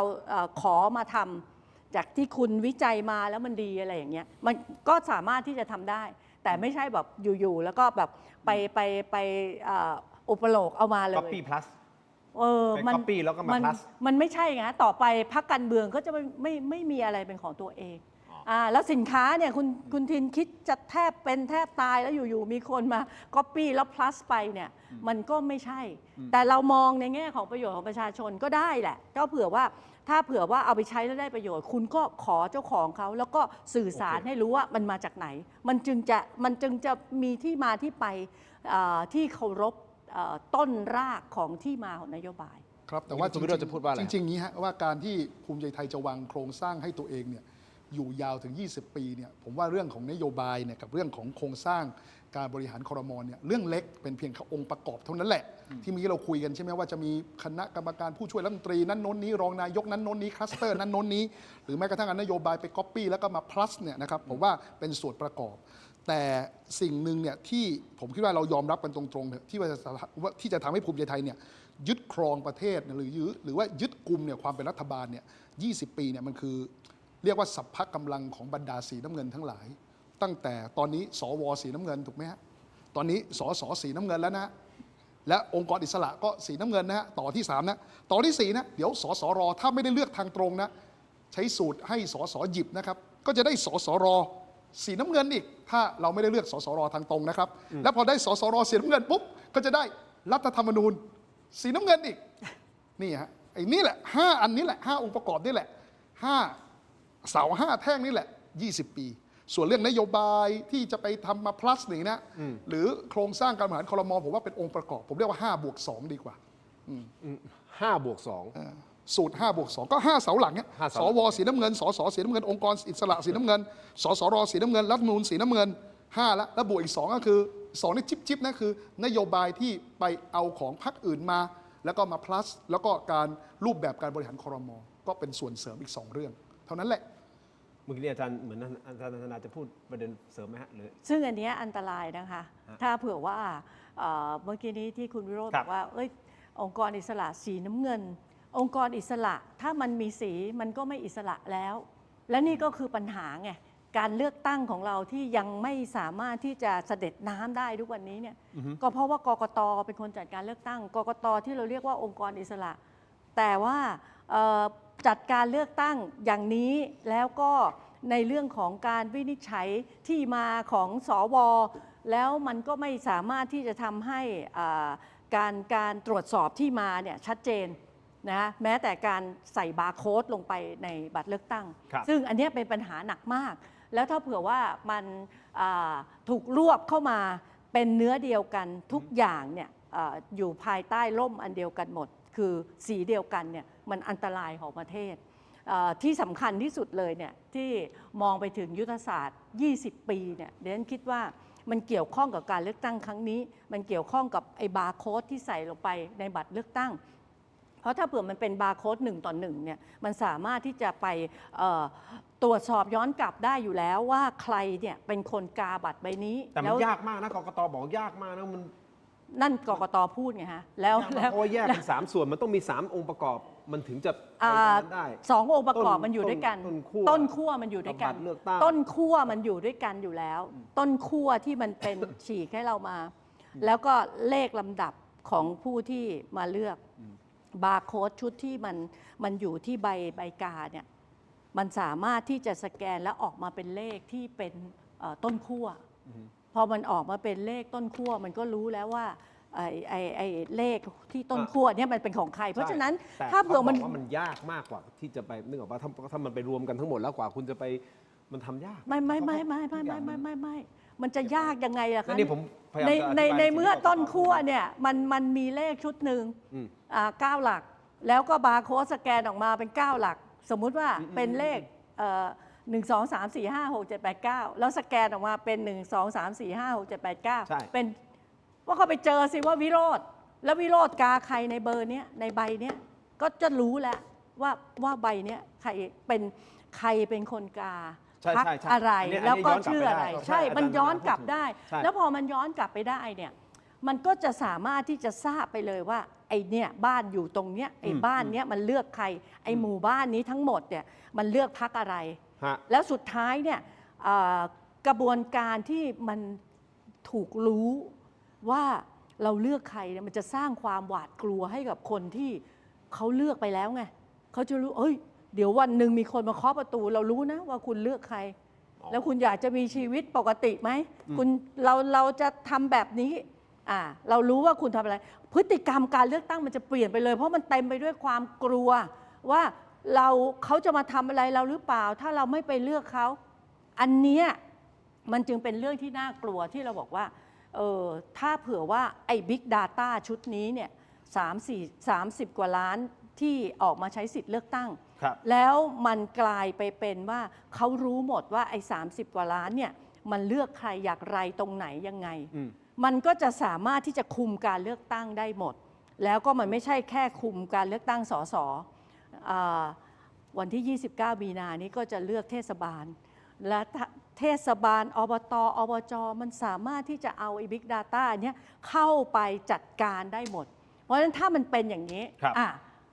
ถ้ามันเป็นอย่างนี้แล้วการเลือกตั้งครั้งนี้ไม่โมฆะไม่มีการทำลายบัตรเลือกตั้งให้ทายคุณวิโรจน์ทายคุณทินทายการเลือกตั้งเทศบาลที่จะถึงในวันที่29 มีนาเนี่ยผลมันจะเป็นใครชนะ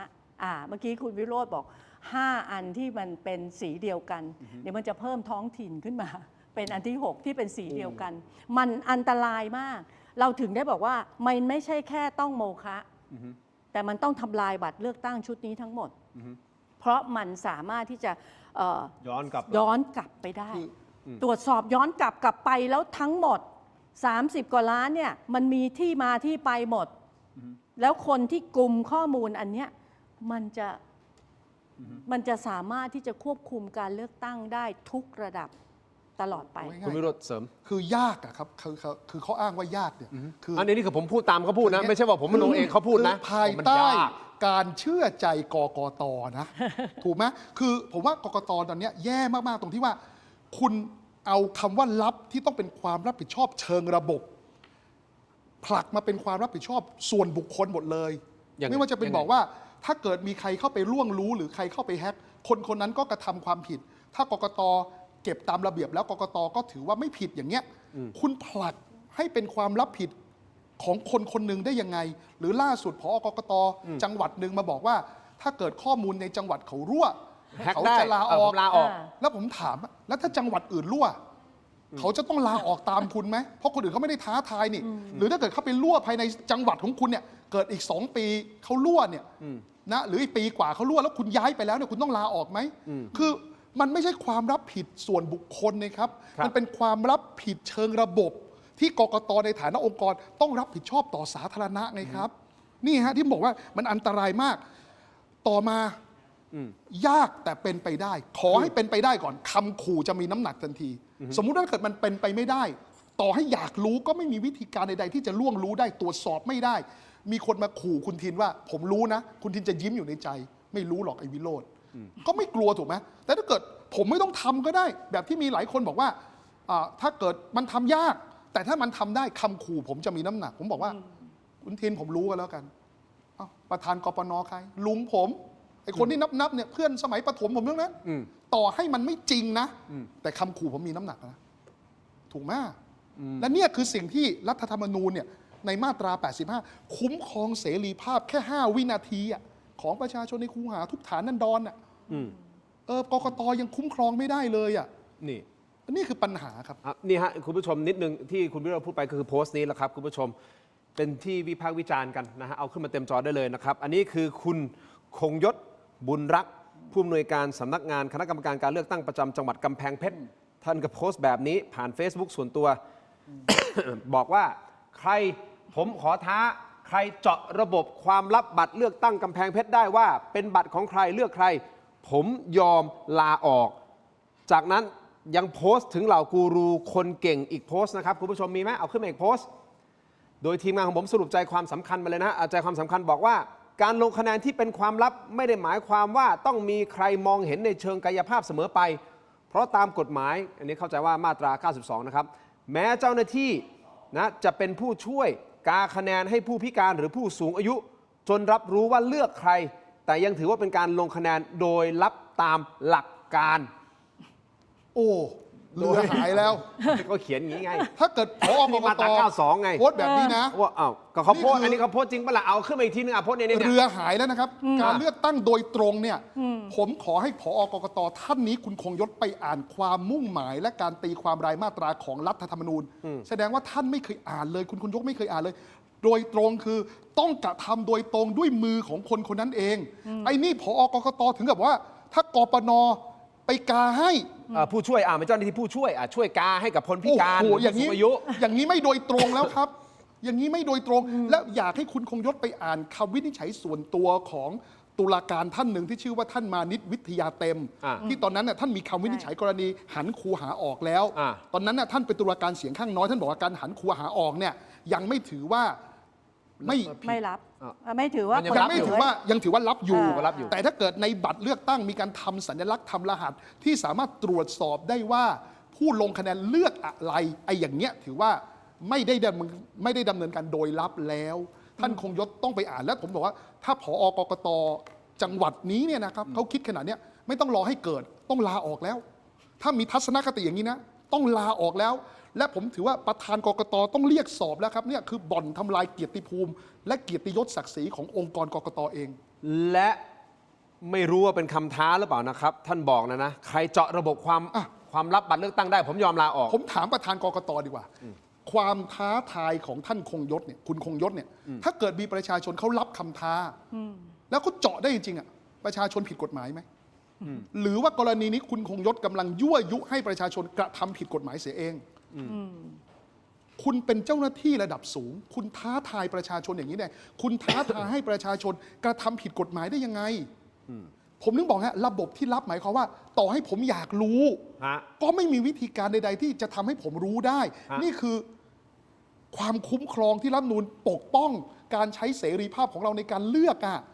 คือผมปวดหัวมากนะแสดงว่าอะไรนะกกต.ที่รับหน้าที่นี้ ไม่รู้เรื่องพื้นฐานนี้เลยเหรอครับ ไม่ต้องมีกกต.แล้วผมยืนยันนะลูกสาวผมเนี่ยอยู่ชั้นป .5 เนี่ยเขาบอกว่าถ้าทำอย่างนี้รับนะตอนเลือกหัวหน้าห้องอ่ะหนูอ่ะก็เขียนรหัสเลขประจำตัวเพื่อนเป็นเลขโรมันก็ได้ จากนั้นก็แจกให้เพื่อนตรงตามเลขประจำตัว หนูก็รู้ทุกคนแล้วว่าใครเลือกใครใครไม่เลือกใครถ้าอย่างนี้เรียกรับนะหนูว่ายกมือขานชื่อดีกว่า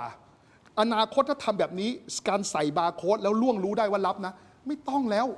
ไปถึงเลยฮะประชาชนเข้ามาปุ๊บเซ็นชื่อผมเลือกเบอร์ 5ครับ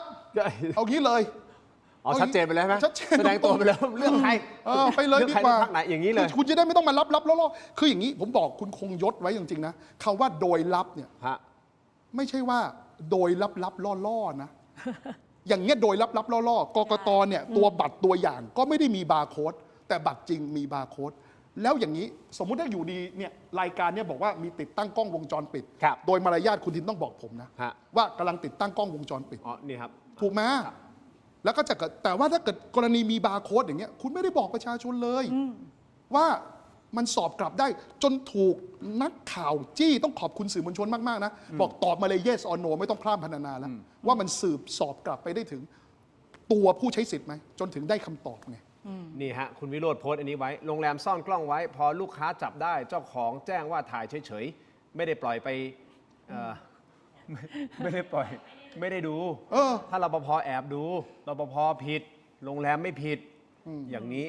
ผมเทียบเคียงให้มันดีคือ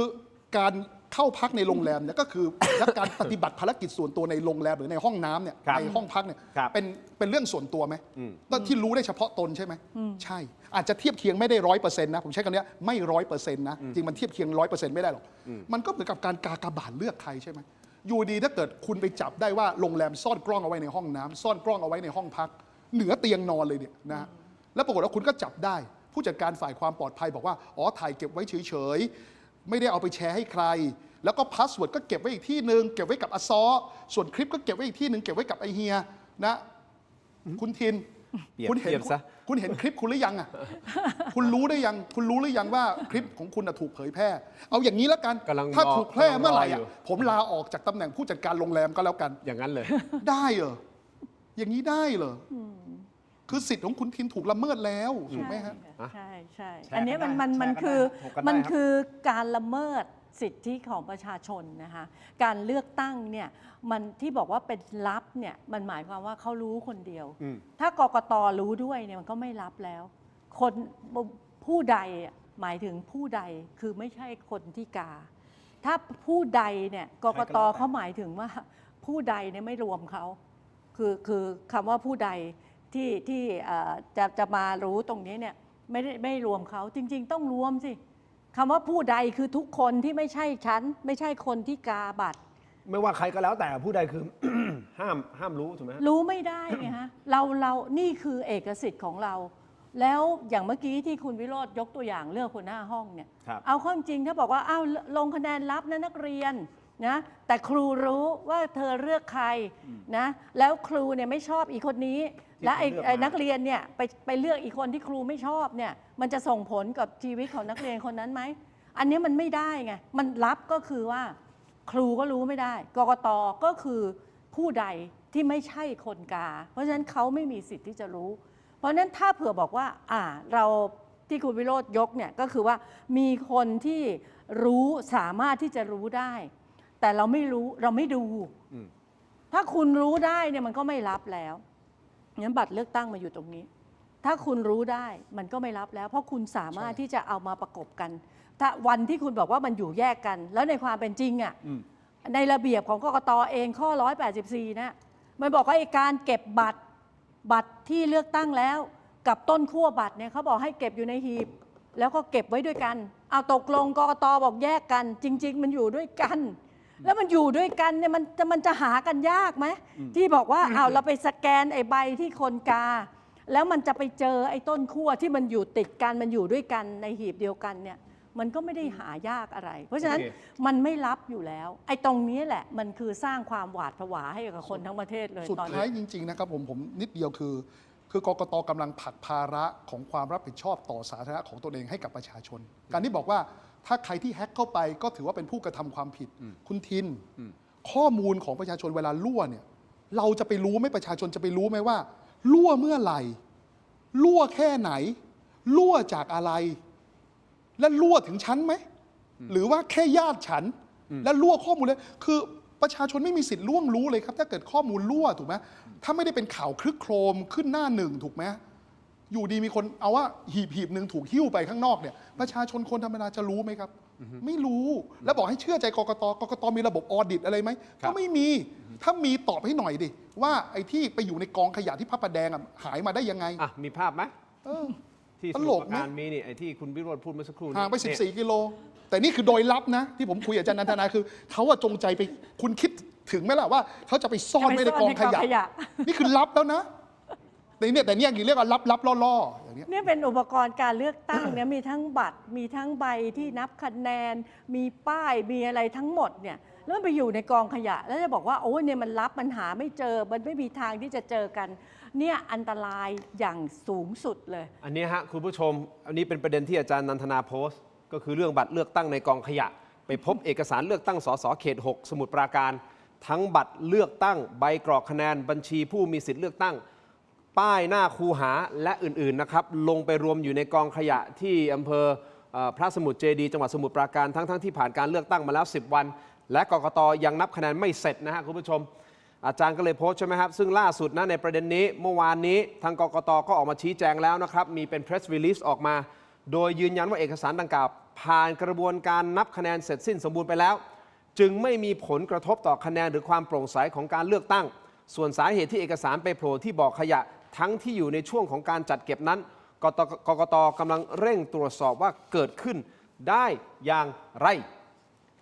คิดเห็นอย่างไร นี่เป็นอุปกรณ์การเลือกตั้ง เขา แล้วคุณ ชี้แจง ยัง อย่างเงี้ย ไม่ได้ประกาศผลการเลือกตั้งอย่างเป็นทางการ แต่มันไปอยู่ในถังขยะแล้ว ก็แปลว่ามันมีชุดจริง กับมันมีชุดที่ไม่จริงเหรอแล้วที่กปนเขาใส่เลขใส่อะไรต่ออะไรนับนี่มันไม่จริง แล้วเขตนี้เป็นเขตที่มีปัญหาใช่ไหมฮะกำลังร้องเรียนอยู่ว่าให้มีการนับคะแนนใหม่ เพราะมันเขย่งไม่ใช่เหรอฮะ อย่างนี้อาจารย์พูดถึงการนับคะแนนใหม่นะฮะคุณผู้ชมขอเพิ่มเติมข้อมูลนิดนึงแล้วกันนะฮะทีมงานของเราทำมานะครับคุณผู้ชมอย่างนี้ฮะคณะกรรมการการเลือกตั้งมีมติให้นับคะแนนใหม่ทั้งหมด8แห่งด้วยกันและออกเสียงลงคะแนนใหม่จำนวน1แห่งนะครับการนับคะแนนออกเสียงประชามติจำนวน1แห่งนะครับก็คือจะเกิดขึ้นในวันที่ 22 กุมภาพันธ์ 10 นาฬิกานะฮะสถานที่ออกเสียงเดิมก็คือหน่วยออกเสียงประชามติที่ 10เขตออกเสียงประชามติที่ 15 แขวงคันนายาวเขตคันนายาวกรุงเทพมหานครนะครับอันนี้คือการนับคะแนนออกเสียงประชามติใหม่นะครับส่วนการนับคะแนนเลือกตั้งใหม่สสแบบบัญชีรายชื่อมีทั้งหมด7แห่งด้วยกันนะครับอันนี้ยังไม่ได้กำหนดวันนะฮะมีที่ไหนบ้างจังหวัดประจวบคีรีขันธ์เขตเลือกตั้งที่ 1อำเภอ300 ยอดหน่วยเลือกตั้งที่ 2ตำบลไร่ใหม่นะฮะจังหวัดประจวบคีรีขันธ์เขตเลือกตั้งที่ 1อำเภอ300 ยอดหน่วยเลือกตั้งที่ 8ตำบล300 ยอดต่อกันที่จังหวัดเพชรบูรณ์เขตเลือกตั้งที่ 1อำเภอเมืองเพชรและหน่วยเลือกตั้งที่ 1ตำบลนายมต่อกันที่อีกที่หนึ่งของจังหวัดเพชรบูรณ์ก็คือเขตเลือกตั้งที่ 4อำเภอหนองไผ่หน่วยเลือกตั้งที่ 2ตำบลหนองไผ่ไปต่อกันที่จังหวัดกำแพงเพชรฮะเขตเลือกตั้งที่ 1อำเภอเมืองกำแพงเพชรหน่วยเลือกตั้งที่ 8ตำบลนิคมทุ่งโพทะเลและยังมีจังหวัดกำแพงเพชรเขตเลือกตั้งที่ 1อำเภอเมืองกำแพงเพชรหน่วยเลือกตั้งที่ 14ตำบลเทพนครต่อกันที่จังหวัดสกลนครนะฮะเขตเลือกตั้งที่ 1อำเภอเมืองสกลนครหน่วยเลือกตั้งที่ 32ตำบลธาตุเชิงชุมอันนี้คือการนับคะแนนเลือกตั้งแบบสสบัญชีรายชื่อจำนวน7แห่งนะครับนับใหม่นะฮะนับใหม่นะครับ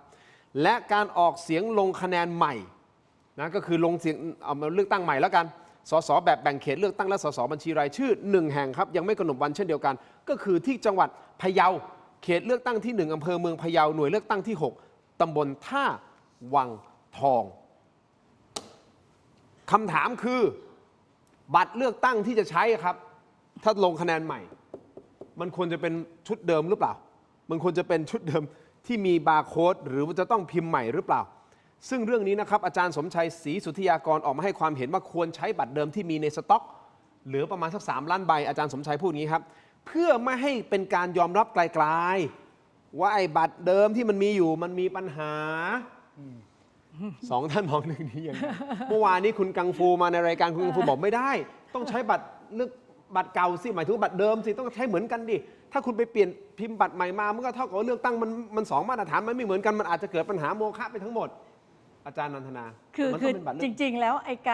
ารเลือกตรงนี้เนี่ยมันเป็นการเลือกที่น้อยมากและดิฉันยังแปลกใจว่านับคะแนนใหม่เนี่ยไอ้เขต 1ชลบุรีเนี่ยทำไมไม่นับมันเป็นเรื่องที่แบบมีปัญหามากมายและชัดเจนว่าหีบก็ไม่ได้ปิดแล้วก็บอกคนที่ไปชี้ว่าหีบไม่ได้ปิดเนี่ยกลายเป็นว่าไปเปิดจริงๆหีบมันเปิดอยู่มันไม่ได้ปิดแล้วเขาก็ไปชี้ว่ามันเปิดแล้วก็กลายเป็นว่าเขาไปเปิดมันควรจะนับใหม่อ่ะแต่สุดท้ายชลบุรีเขต 1ไม่ได้นับใหม่ไอ้การที่ไปให้คนไปเลือกตั้งใหม่นะทั้งที่เป็นความผิดของกปน.ไปขีดไปอะไรเนี่ยเดี๋ยวฉันคิดว่ามันเป็นการไปผลักภาระให้กับประชาชนเขาไม่ได้ผิดไอ้คนที่ผิดเนี่ยมันคือคนที่มันไปขีดไปเขียนไปอะไรกับบัตรแล้วทำไมถึงต้องผลักภาระให้ประชาชนเขาไปเลือกใหม่ซึ่งอันนี้ดิฉันก็ว่ามันแปลกมันไม่ควรจะเป็นในลักษณะอย่างนั้นไอ้ที่ควรจะไปแก้ปัญหาก็คือหน่วยที่มันมีปัญหาเรื่องนับแล้วมันไม่ตรงบัตรมันเขย่งเป็นหมื่นใบเนี่ยมันก็ควรจะไปแก้ตรงนั้นอ่ะแต่ทีนี้ถ้าสมมติว่าคุณจะให้เลือกใหม่จริงๆถ้าคุณเชื่อว่าไอ้บาร์โค้ดเนี่ยมันรับจริงๆก็ใช้ต่อไปดิก็คุณเชื่อไงคุณเชื่อของคุณอย่างนั้นไงเขาคุณทำให้มันรับต่อไปคุณก็ไม่ต้องไปพิมพ์ใหม่เปลืองงบมีความคิดเห็นตรงนี้ประเด็นนี้ไหมเรื่องของเลือกตั้งใหม่แล้วก็ต้องใช้บาร์โค้ดหรือไม่ใช่ผมว่าจะเลือกทางไหนกกตก็เข้าสู่จุดจบทั้งนั้นก็ยังไง1ถ้าเกิดใช้บัตรเลือกตั้งที่มีบาร์โค้ดก็ท่ามกลางกระแสการท้วงติงผมยังยืนยันนะว่านักวิชาการด้านรัฐศาสตร์นักวิชาการด้านนิติศาสตร์นะครับผมยกตัวอย่างชื่ออย่างอาจารย์ธงทองจันทรางสุเนี่ยท่านก็พูดแล้วก็ยังมีอาจารย์คณาจารย์อีกหลายท่านก็บอกว่าโดยลับคืออะไรครับการมีบาร์โค้ดที่สอบกลับไปได้ถึงตัวผู้เลือกเนี่ยมันไม่ใช่ลับอยู่แล้วตามรัฐธรรมนูญต่อให้จะยากแค่ไหนก็ตามถูกไหมถ้ากกตยืนยันจะใช้บัตรที่มีบาร์โค้ดก็ยืนยันเจตนาเลยนะโดยที่ไม่ได้นำพาการท้วงติงนะครับความคิดทางที่เกี่ยวข้องกับเรื่องนี้เลยจากนักวิชาการที่มีชื่อเสียงหรือมีความยอมรับนับถือจากสังคมในด้านนิติศาสตร์และรัฐศาสตร์เลยก็ดีจะได้ยืนยันเวลาคือเข้าคุกจะได้ก้าวแน่นๆไปเลยนะครับหรือถ้าเกิดกรณีเปลี่ยนนะฮะก็แสดงว่าก็คือยอมรับในทีแล้วถูกไหมคือผมบอกว่าจะตัดสินใจอย่างไรเนี่ยนะครับก็เป็นการตัดสินใจที่เข้าสู่จุดจบทั้งสิ้นแต่ผมว่าในเมื่อมันไปอย่างนี้แล้วนะผมอยากให้ท่านใช้ตัวบัตรที่มีบาร์โค้ดไปเลยเพราะณวันนี้ใครท้วงติงอะไรท่านก็ไม่ฟังอยู่แล้วขนาดผอกกตออกมานะขนาดมีคนไปช่วยกาให้ยังบอกว่าอย่างนี้ยังชอบด้วยกฎหมายอยู่เนี่ยผมก็ปวดเฮดแล้วเอาอย่างนี้คุณคิดว่าเลือกตั้งนี้จะโมฆะไหมสุดท้ายอันนี้คือเราตอบไม่ได้แต่หมายถึงว่ามันต้องเดินไปข้างหน้ามีโอกาสเสี่ยงแต่ความคาดหวังต่ำสุดของผมแล้วกันบัตรเลือกตั้งที่มีบาร์โค้ดจะต้องไม่มีอีกต่อไปถ้าบาร์โค้ดนั้นเชื่อมไปถึงตัวผู้เลือกได้นะคือถ้าเกิดเชื่อมไปถึงเลขเล่มตรงนั้นไม่เป็นไรนะเป็นการคุมจำนวนผมไม่ได้ตึงเกินไปนะแต่ถ้าเชื่อมไปได้ว่าใครเลือกอะไรจะต้องไม่มีอีกต่อไปส่วนจะเป็นโมฆะหรือไม่อย่างไรก็เป็นหน้าที่ของศาลท่านดิฉันคิดว่าต้องเป็นโมฆะเพราะว่าถ้าไม่โมฆะเนี่ยการเลือกตั้งครั้งนี้เนี่ยมันก็ไม่ได้ชัดเจนคือมันผิดรัฐธรรมนูญแน่ๆมาตรา83-85แล้วถ้าเผื่อเราบอกว่าการเลือกตั้งที่ขัดรัฐธรรมนูญเนี่ยแล้วเรายอมรับได้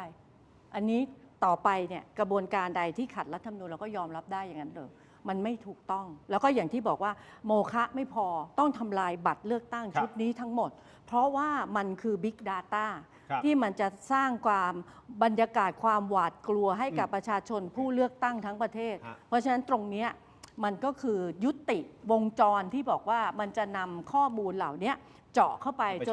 จนกระทั่งคนไทยเนี่ยไม่สามารถใช้ชีวิตแบบปกติได้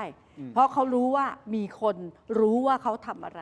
โมฆะไม่โมฆะเราไม่สามารถที่จะบอกได้หรอกครับเพราะขั้นตอนมันก็คือไปที่ศาลถูกต้องไหมครับซึ่งตอนนี้ผู้ตรวจการแผ่นดินก็เรียกทางด้านของกกตเข้าไปชี้แจงในประเด็นนี้แล้วผมไม่รู้ว่าความคืบหน้าตรงนี้ล่าสุดเป็นยังไงแต่ขั้นตอนก็คือว่าผู้ตรวจการแผ่นดินถ้าเห็นว่าเฮ้ยมันมีมูลที่จะส่งให้ศาลรัฐธรรมนูญก็ว่ากันไปตามสเต็ปนะฮะมีคนไปร้องแล้วซึ่งหนึ่งในนั้นคือทนายอั๋นบุรีรัมย์ใช่ไหมครับอย่างนี้คุณผู้ชมครับแต่ ทาง ที่ ส แน่ บ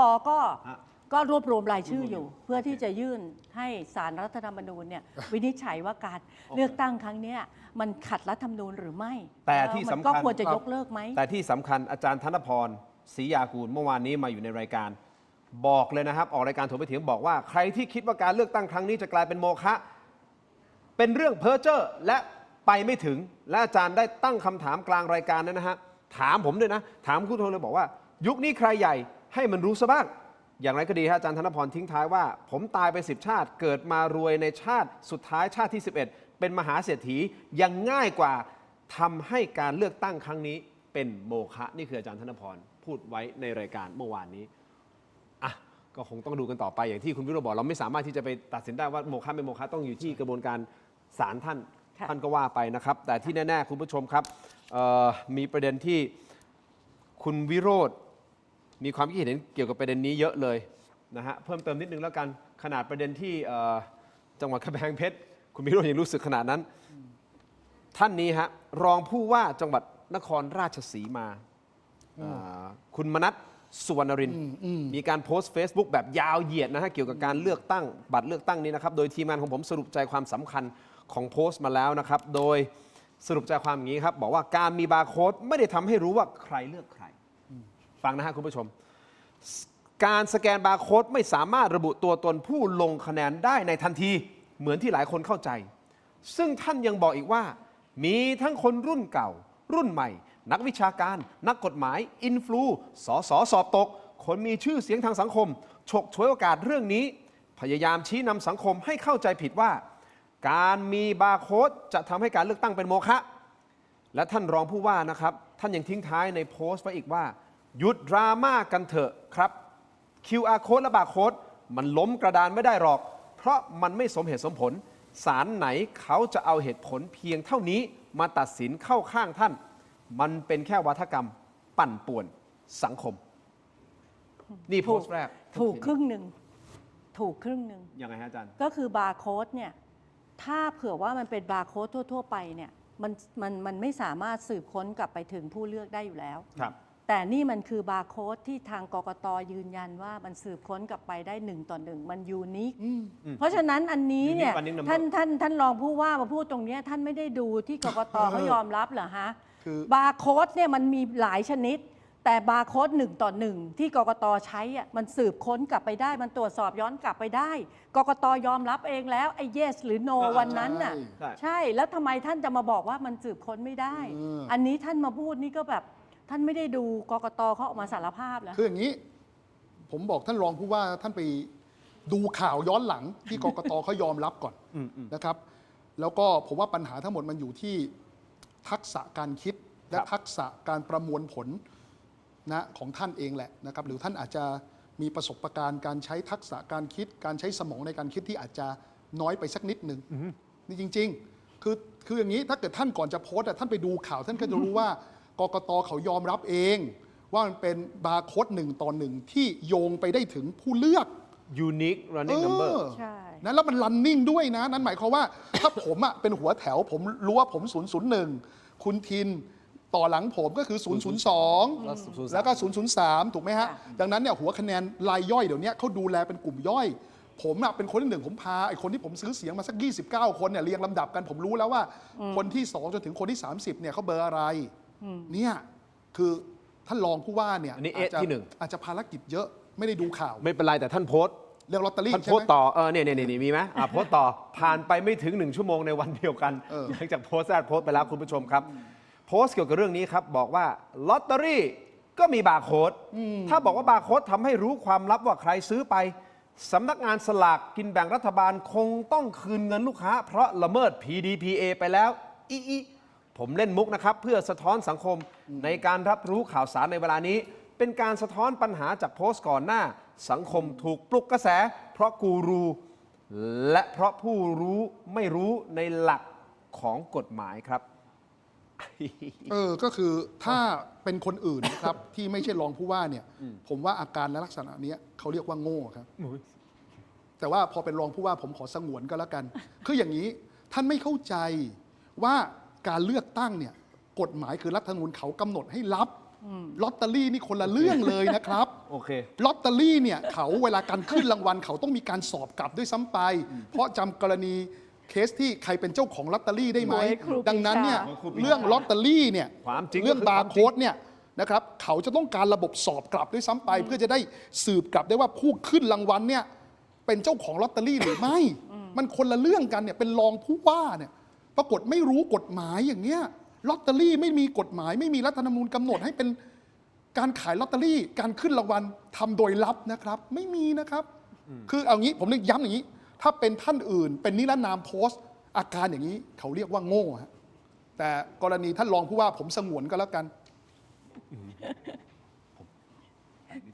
ก็จริงๆไอ้ ไปไม่ถูก เรื่องลอตเตอรี่เนี่ยมันไม่ใช่เรื่องลับใครเขาซื้อหวยแล้วเขาจะแบบเป็นความลับ แล้วเอาเข้าจริงๆไอ้บาร์โค้ดตรงนี้เนี่ยมันก็ไม่ได้สามารถที่จะทำให้รู้ได้ด้วยซ้ำไปว่าใครเป็นคนเจ้าของลอตเตอรี่ไม่งั้นมันจะฟ้องเหรอและไอ้เรื่องหวยครูปรีชาเนี่ยมันฟ้องกันมากี่ปีถึงกว่าจะรู้ว่าใครเป็นเจ้าของเนี่ยมันก็ไม่จริงๆมันก็ไม่สามารถที่จะรู้ได้หรือว่าถ้าเขาตั้งใจที่จะทำเนี่ยก็คือทำให้รู้ว่าลอตเตอรี่นี้ไม่ปลอมเวลาที่ไปขึ้นเงินเนี่ยไอ้บาร์โค้ดชุดนี้มันเป็นของกองสลากที่พิมพ์ออกมาจริงเท่านั้นแหละมันไม่ใช่เรื่องของความลับหรืออะไรเพราะว่ามันไม่เกี่ยวแต่การเลือกตั้งมันคนละเรื่องกัน โอเค หวยยังซื้อตามกันได้รับที่ไหนนะ อย่างนี้นะครับ ฝันอะไรจันฝันอะไรผมซื้อตามอย่างเงี้ย เอางี้ฮะเพิ่มเติมนิดนึงฮะหลังจากที่ท่านรองผู้ว่าใช่ไหมโพสต์ไปนะฮะทั้ง2โพสต์ของท่านถูกแชร์ออกไปชาวเน็ตก็ได้มีการพูดถึงประวัติของท่านมนัสนะครับเพิ่งได้รับการแต่งตั้งเป็นรองผู้ว่าโคราชเมื่อปลายปี 2568 โดยก่อนหน้านี้เคยเป็นผู้ตรวจราชการกรมส่งเสริมการปกครองท้องถิ่นกลางปี 68 ก็ได้รับการแต่งตั้งเป็นรองผู้ว่าจังหวัดสระบุรี และปลายปี 68 นะฮะก็กลายเป็นรองผู้ว่าโคราชอีกทั้งยังมีการนำภาพที่ท่านเคยเดินข้างท่านนายกอนุทินมาเผยแพร่ซ้ำเพื่อเชื่อมโยงประเด็นทางการเมืองและมีการนะครับไปแชร์ข่าวเก่าเมื่อครั้งราชการมหาดไทยส่งข้อความตั้งคำถามในประเด็นว่ามหาดไทยตั้งรองผู้ว่าถูกต้องตามระเบียบหรือไม่คือนี่ฮะแต่ว่ากรณีนี้ต้องให้ความเป็นธรรมนิดนึงนะครับการที่รองผู้ว่าจะมีรูปภาพกับใครเนี่ยอันนี้คงเอามาสรุปไม่ได้หรอกแต่ผมแค่มาพูดว่าโลกโซเชียลเขาวิพากษ์แล้วผมเข้าใจว่าในวันที่15กันยาเนี่ยผมก็เช็คเหมือนกันนะเอาว่าเบื้องต้นก่อนนะผมยังไม่ได้เช็คละเอียดนะวันที่15กันยาเนี่ยนะครับตอนที่มีเรื่องแต่งตั้งเนี่ยคุณอนุทินก็ไม่ได้เป็นมท.1แล้วในอย่างนั้นเนี่ยผมว่าเอาตรงนี้แล้วกันว่าถ้าเอายึดตามหลักตามฐานแล้วกันนะที่ผมสืบทราบมาเบื้องต้นน่ะคงโยงไม่ได้ว่าถ้าเอาว่าเหมือนเดิมถ้าคนโพสต์ไม่ใช่ท่านเป็นบุคคลคนหนึ่งนิรนามเนี่ยคือก็ถือว่าเป็นความโง่ส่วนบุคคลก็แล้วกันอันนี้จริงโอเคอย่างนี้คุณผู้ชมไหนพูดถึงกกตแล้ว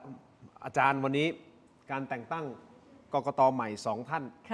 นะครับพอจะอธิบายให้ประชาชนเข้าใจง่ายๆสั้นๆได้ไหมฮะว่าที่อาจารย์โพสต์แล้วก็ตั้งคำถามเบรกการแต่งตั้งกกตใหม่2ท่านคือยังไงครับคือวันที่26กุมภาเนี้ยนะคะจะเป็นวันที่วุฒิสภาเนี่ยจะเปิดสภาสมัยวิสามัญเพื่อที่จะเห็นชอบกกต2ท่านซึ่งตรวจสอบคุณสมบัติเรียบร้อยแล้วแต่ว่าอันเนี้ยตั้งแต่มีเรื่องหัวสวขึ้นมาเมื่อต้นปีที่แล้วเนี่ยเราก็พยายามที่จะบอกกับสวเสียงข้างมากว่าคุณหยุดการที่จะเห็นชอบผู้ดำรงตำแหน่งในองค์กรอิสระเถอะเพราะว่ามันเป็นประโยชน์ทับซ้อนแล้วก็ประชาชนเขาก็มองว่าถึงแม้ว่าคุณยังเป็นผู้บริสุทธิ์แต่คุณเป็นผู้ถูกแจ้งข้อกล่าวหาว่าคุณเข้ามาในตำแหน่งเนี่ยมันไม่ถูกต้องมันยังไม่ชัดเจนมันไม่สุจริตชัดเจนที่จะทำให้คุณถูกแจ้งข้อกล่าวหาแล้วเพราะฉะนั้นเนี่ยคุณหยุดก่อนได้ไหมรอจนกระทั่งคุณได้ตรวจสอบตัวเองบริสุทธิ์อย่างดีแล้วคุณก็ไม่มีข้อคอรหาอะไรคุณก็ค่อยมาเห็นชอบใหม่ แต่ว่าตอนนี้เขาก็คือไม่หยุดนะคะ แล้ว ปัจจุบันเนี้ย ยังไงต่อ ก็คือเห็นชอบไปแล้ว 12 ตำแหน่ง ครับ แล้ววันที่ 26 เนี้ยก็จะเห็นชอบกกตเนี่ยสวชุดนี้เนี่ยเห็นชอบไปแล้ว 3 นะคะ ครับ ถ้าวันที่ 26 นี้เห็นชอบอีก 2 จะเป็น 5 กกตทั้งสิ้นมี 7 ท่าน ครับ 5 จาก 7 ก็คือเสียงข้างมากเบ็ดเสร็จ แล้วกกตชุดนี้ก็จะไปทำหน้าที่ในการที่จะส่งฟ้องหรือไม่ฟ้อง กรณีที่ทางคณะอนุ 26 ที่เขาส่งสำนวนมาเรียบร้อยแล้ว ว่ามีคนผู้ที่ถูกแจ้งข้อกล่าวหา 229 คนในจำนวนนั้นเนี่ย138 คนเป็นสวปัจจุบัน และที่เหลือนี่ก็เป็นคนอื่นๆ รวมทั้งคุณอนุทินอยู่ในนี้ด้วย จะฟ้องหรือไม่ เรารอมาตั้งแต่ 17 กรกฎาคมจนบัดนี้ 7 เดือนแล้วก็กกตยังไม่ฟ้อง หมายความว่าวันที่ 26 ถ้าเผื่อว่าสวชุดนี้เห็นชอบกกต2 ท่านนี้เข้าไป แล้ว 2 ท่านนี้เข้าไปเป็นเสียงข้างมาก แล้วไปลงมติว่าไม่ฟ้อง มันจะเกิดอะไรขึ้น มันจะมัวหมองหรือเปล่ากระบวนการหัวสวที่ประชาชนเขาจับตาดูอยู่ทั้งประเทศ เพราะฉะนั้นอันเนี้ยมันจึงเป็นสิ่งที่ไม่สง่างาม ก็เรียกร้องจิตสำนึกของบรรดาสวเสียงข้างมากนะคะว่าควรที่จะหยุดการที่จะเห็นชอบในวันที่ 26 นี้ พวกเราก็ยื่นญัตติเข้าไปขอชะลอการลงมติอันนี้นะแต่ว่าเราก็ยื่นมา 4 ครั้งก็ไม่เคยได้รับการบรรจุเลยนะครั้งนี้เราก็ยื่นอีกอะ ก็ขอให้ชะลอก่อน ขอให้ชะลอไว้ก่อน ให้ ค่ะ ผ่านพ้นอะไรที่มันชัดเจนก่อนแล้ว ค่ะ คุณจะมา คือถ้าเผื่อว่า เห็นชอบก็ค่อยว่ากัน ได้ผ่านกระบวนการยุติธรรมเรียบร้อยแล้วเนี่ย ฮะ แล้วคุณบริสุทธิ์ก็กลับมาเลือกได้หมดเลย 44 ตำแหน่งเนี่ยองค์กรอิสระเลือกเลย แต่ตอนเนี้ยมันทับซ้อนกันอยู่ โอเค แล้วประกอบกับกกตก็กำลังตกเป็นจำเลยของสังคมนะคะแล้วคุณก็ไปเลือกเข้าไป แล้วกกตก็ไปทำหน้าที่ตรวจสอบสวก็เหมือนกับชงเองกินเองนะก็เราเลือกคุณแล้วคุณก็อะไรแบบนี้ซึ่งมันไม่สง่างาม โอเคครับอ่ะนี่ก็สิ่งที่อาจารย์นันทนานะฮะอธิบายให้คุณผู้ชมได้เข้าใจอย่างชัดเจนนะครับคุณผู้ชมครับก็ต้องรอติดตามกันต่อไป แต่ที่แน่ๆคุณวิโรธเป็นคนของพรรคประชาชนที่มาในรายการของผม เป็นคนแรกหลังจากที่เกิดกรณีของคุณแก้วตาที่มานั่งอยู่ในรายการเมื่อวันศุกร์ที่แล้วนะครับก็กลายเป็นประเด็นใหญ่โตเรื่องของ Spectre C นะฮะเรื่องของการทำ I.O. หรือไม่อย่างไรนะแล้วก็ล่าสุดก็ลามจนไปถึงเลเซอร์ ID ด้วยนะซึ่งคุณไอติมก็ไปออกรายการของพี่ยุทธนะครับกรรมกรข่าวคุยนอกจอก็มีการอธิบายในเรื่องของว่าการเก็บเลเซอร์ ID ที่มันเป็นเลขข้างหลังใช่ไหมฮะของบัตรประชาชนเนี่ยทางพรรคบอกว่าไม่ได้เก็บเอาไว้เพื่อที่จะส่งมอบให้กับกรมการปกครองก็ไปตรวจสอบใช่ไหมครับแต่ตอนนี้อยู่ในระหว่างการยื่นเรื่องเพื่อไปขอเพราะก่อนหน้านี้เคยมีแล้วพอพรรคถูกยุบไปก็ต้องขอใหม่ผมเข้าใจว่าอย่างนั้นนะครับแต่ตอนนี้ยังไม่ได้ผ่านยังไม่ได้ไปถึงขั้นตอนว่าอนุมัติว่าให้ใช้เลเซอร์ ID แต่ก็เลยเกิดคำถามว่าแล้วสุดท้ายเนี่ยมีการเก็บข้อมูลของเลเซอร์ ID ของประชาชนหรือเปล่าเพราะมันเป็นข้อมูลสำคัญถูกต้องไหมครับเดี๋ยวได้มาถามกันนะคุณผู้ชมครับโดยเฉพาะกรณีของคุณแก้วตาแต่ก่อนอื่นฮะเราพูดคุยกันมานานขอขอบคุณก่อนเลยนะครับคุณวิโรจน์ครับ ครับ อาจารย์นันทนาครับขอขอบคุณเม็ดอมซิงค์พลัสผลิตภัณฑ์ไมบาซินจากเกรเตอร์ฟาร์มานะครับมี3สูตรที่มีคุณประโยชน์จากวิตามินหลากหลายชนิดนะครับเม็ดอมซิงค์พลัสวิตามินซีและโคคิเทนกลิ่นองุ่นมะนาวเม็ดอมซิงค์พลัสลูทีนและบิลเบอรี่นะครับกลิ่นแบล็คเคอร์เรนต์เม็ดอมซิงค์พลัสเบต้ากลูแคนกลิ่นสตรอเบอรี่นะครับซิงค์มีส่วนช่วยในการทำหน้าที่ของระบบภูมิคุ้มกันและกระบวนการต่อต้านอนุมูลอิสระถ้าเจ็บคอไอหรืออยากเสริมภูมิคุ้มกันนะครับเลือกไมบาซินจากเกรเตอร์ฟาร์มาหาซื้อได้นะครับที่ร้านสะดวกซื้อซูเปอร์มาร์เก็ตและร้านขายยาทั่วประเทศไมบาซินนะฮะจากเกรเตอร์ฟาร์มาก้าวสู่60 ปีอย่างมั่นคงและยั่งยืนนะครับคุณผู้ชมสามารถที่จะโหวตกันต่อเนื่องได้นะครับขอบคุณไมบาซินก่อนนะฮะที่อยู่เคียงข้างถกไม่เถียงนะครับเราถามท่านว่าคุณคิดว่าพรรคกล้าทำจะได้ร่วมรัฐบาลหรือไม่นะครับ2 ท่านพูดคุยวันนี้ต้องดมสิ่งนี้ฮะหลังจากอมไปเสร็จแล้วนะครับเพราะว่ารู้สึกว่าวิงเวียนศีรษะนิดนึงเครียดนิดนึงหลายๆประเด็นนะฮะคุณผู้ชมครับอันนี้คือยาดมสมุนไพรตามังกรทองจากอ้วยอันโอสถแต่ผมขอแนะนำครับยาน้ำแก้ร้อนในเขากุยจากอ้วยอันโอสถนะครับบรรเทาไข้ตัวร้อนทานได้ทั้งเด็กและผู้ใหญ่นะครับมีจำหน่ายตามร้านขายยาทั่วประเทศอ่านคำเตือนในฉลากและเอกสารกำกับผลิตภัณฑ์ก่อนใช้นะครับนี่คือยาน้ำแก้ร้อนในเขากุยจากอ้วยอันโอสถนะครับขอบคุณอ้วยอันโอสถครับที่อยู่เคียงข้างถกไม่เถียงนะครับขอบคุณมากๆเลยนะครับขออนุญาตไปต่อเลยนะครับเครื่องใช้ไฟฟ้าขนาดเล็ก Seagull Electric นะครับคุณผู้ชมวันนี้ขอแนะนำครับหัวเตาไฟแรงอาหารสุกไวอร่อยได้ทันใจเตาแก๊สตั้งโต๊ะ2 หัว หน้ากระจกหน้าเตานะฮะและแผงควบคุมเป็นกระจกนิรภัย หัวเตาทองเหลืองครับทนความร้อนสูงไม่เสียรูปง่าย ทนต่อการกัดกร่อนจากความชื้นและน้ำมันไม่เป็นสนิมด้วยนะครับ Seagull Electric ที่เครื่องใช้ไฟฟ้าขนาดเล็กที่ตอบโจทย์ทุกการใช้งานนะครับ อันนี้ Seagull Electric ขอบคุณนะครับที่อยู่เคียงข้างถกไม่เถียงและอันนี้มอบให้ฮะเป็นมินิฟู้ดช็อปเปอร์เครื่องบดสับอาหารแบบพกพาเพื่อจะได้ไปทำอาหารเวลาเดินทางไปที่ไหน ถูกปั่นบ่อยนะ ปั่นบ่อย อันนี้เราไม่ได้ปั่นใช่ไหมอาจารย์นันท์นะครับขอบคุณมากครับจาก Seagull Electric ขอบคุณมากๆนะครับต่อกันที่ยาธาตุน้ำขาวนะฝาสีฟ้าตราหารคู่นะครับนี่คือยาธาตุน้ำขาว49 บาทฝาสีฟ้าตราหารคู่มาตรฐานสากลนะครับหาซื้อง่ายตามร้านขายยาแผนปัจจุบันทั่วไปราคาเพียง49 บาทเข้าถึงง่ายครับจาก HK Pharmaceutical นะครับยาธาตุน้ำขาวสามารถที่จะแก้ท้องอืดท้องเฟ้อรักษาลำไส้อักเสบนะครับฆ่าเชื้อโรคในลำไส้ได้นะครับยาธาตุน้ำขาว49 บาทฝาสีฟ้าตราหารคู่ขอบคุณนะครับที่อยู่เคียงข้างถกไม่เถียงจาก HK Pharmaceutical นะครับขอบคุณมากๆนะครับเพียง49 บาทครับอาจารย์นันทนานี่ของดีนะครับ ขออภัยครับไปต่อกันที่ใครกำลังหาบ้านหรือคอนโดนะครับแนะนำแอปบ้านแอปบ้านนะครับ by Jam เป็นแอปค้นหาอสังหาจากเครือ Jmart Group นะครับมีทรัพย์ให้เลือกมากกว่า 5,000 รายการเลยนะครับบ้านคอนโดทำเลดีนะฮะลดสูงสุดถึง 15%ใช้ง่ายครับค้นหาตามงบและทำเลได้ทันทีนะครับและนัดดูทรัพย์ผ่านแอปได้ฟรีนะครับใครที่กำลังหาบ้านดีทำเลโดนราคาถูกโหลดแอปบ้านแอปบ้านติดเครื่องไว้ได้เลยนะครับดูรายละเอียดเพิ่มเติมได้ที่ Facebook ถกไม่เถียงและ Facebook รวมถึง YouTube ของ Tero Digital นะครับขอบคุณมากๆนะครับอันนี้คือจากเครือ Jmart Group นะครับต่อกันที่ Farm House ฮะนี่ผมเป็นซานตาคลอสหลายคนเข้าใจว่าผมเปิดร้านขายของชำ ของต่างๆมากมายเหลือเกินแน่นอนของดีอาจารย์ครับมอบให้ก่อนครับอันนี้คือ Farm House Choco Pink นะครับโดนัทเค้กช็อกโกแลตนะครับเนื้อนุ่มละมุนฮะหอมกลิ่นช็อกโกแลตสอดไส้คัสตาร์ดสตรอเบอรี่นะครับไส้แน่นเต็มวงครับรสชาติหวานกำลังดีพร้อมกลิ่นหอมของสตรอเบอรี่นะครับอบใหม่ไม่ทอดครับเหมาะสำหรับเป็นของว่างที่ช่วยเติมพลังเนี่ยฮะคุณวิโรจน์อาจจะต้องเติมพลัง Farm House Choco Pink ครับขอบคุณมากๆเลยนะครับก็ดีเลย ต่อกันที่ BrainTech Tri-Screen นะครับนี่คือนวัตกรรมใหม่ครับ BrainTech Tri-Screen นะฮะซึ่งเป็นจอเสริมสุดล้ำที่สามารถทำงานพร้อมกันถึง4 หน้าจอในเวลาเดียวกันนะครับด้วยความคมชัดระดับ Full HD และการเชื่อมต่อที่ง่ายสุดๆครับ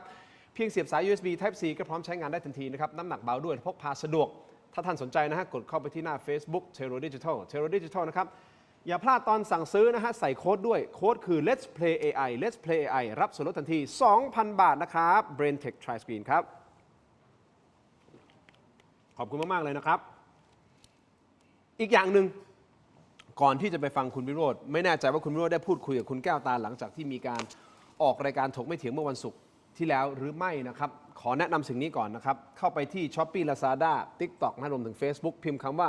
CHOL ครีมทามือ CHOL ครีมทามือท่านจะไปเจอครีมทามือจากชนอโรมาทิกครับนี่คือครีมทามือที่เป็นสูตรน้ำมันหอมระเหยนะครับเป็นธรรมชาติ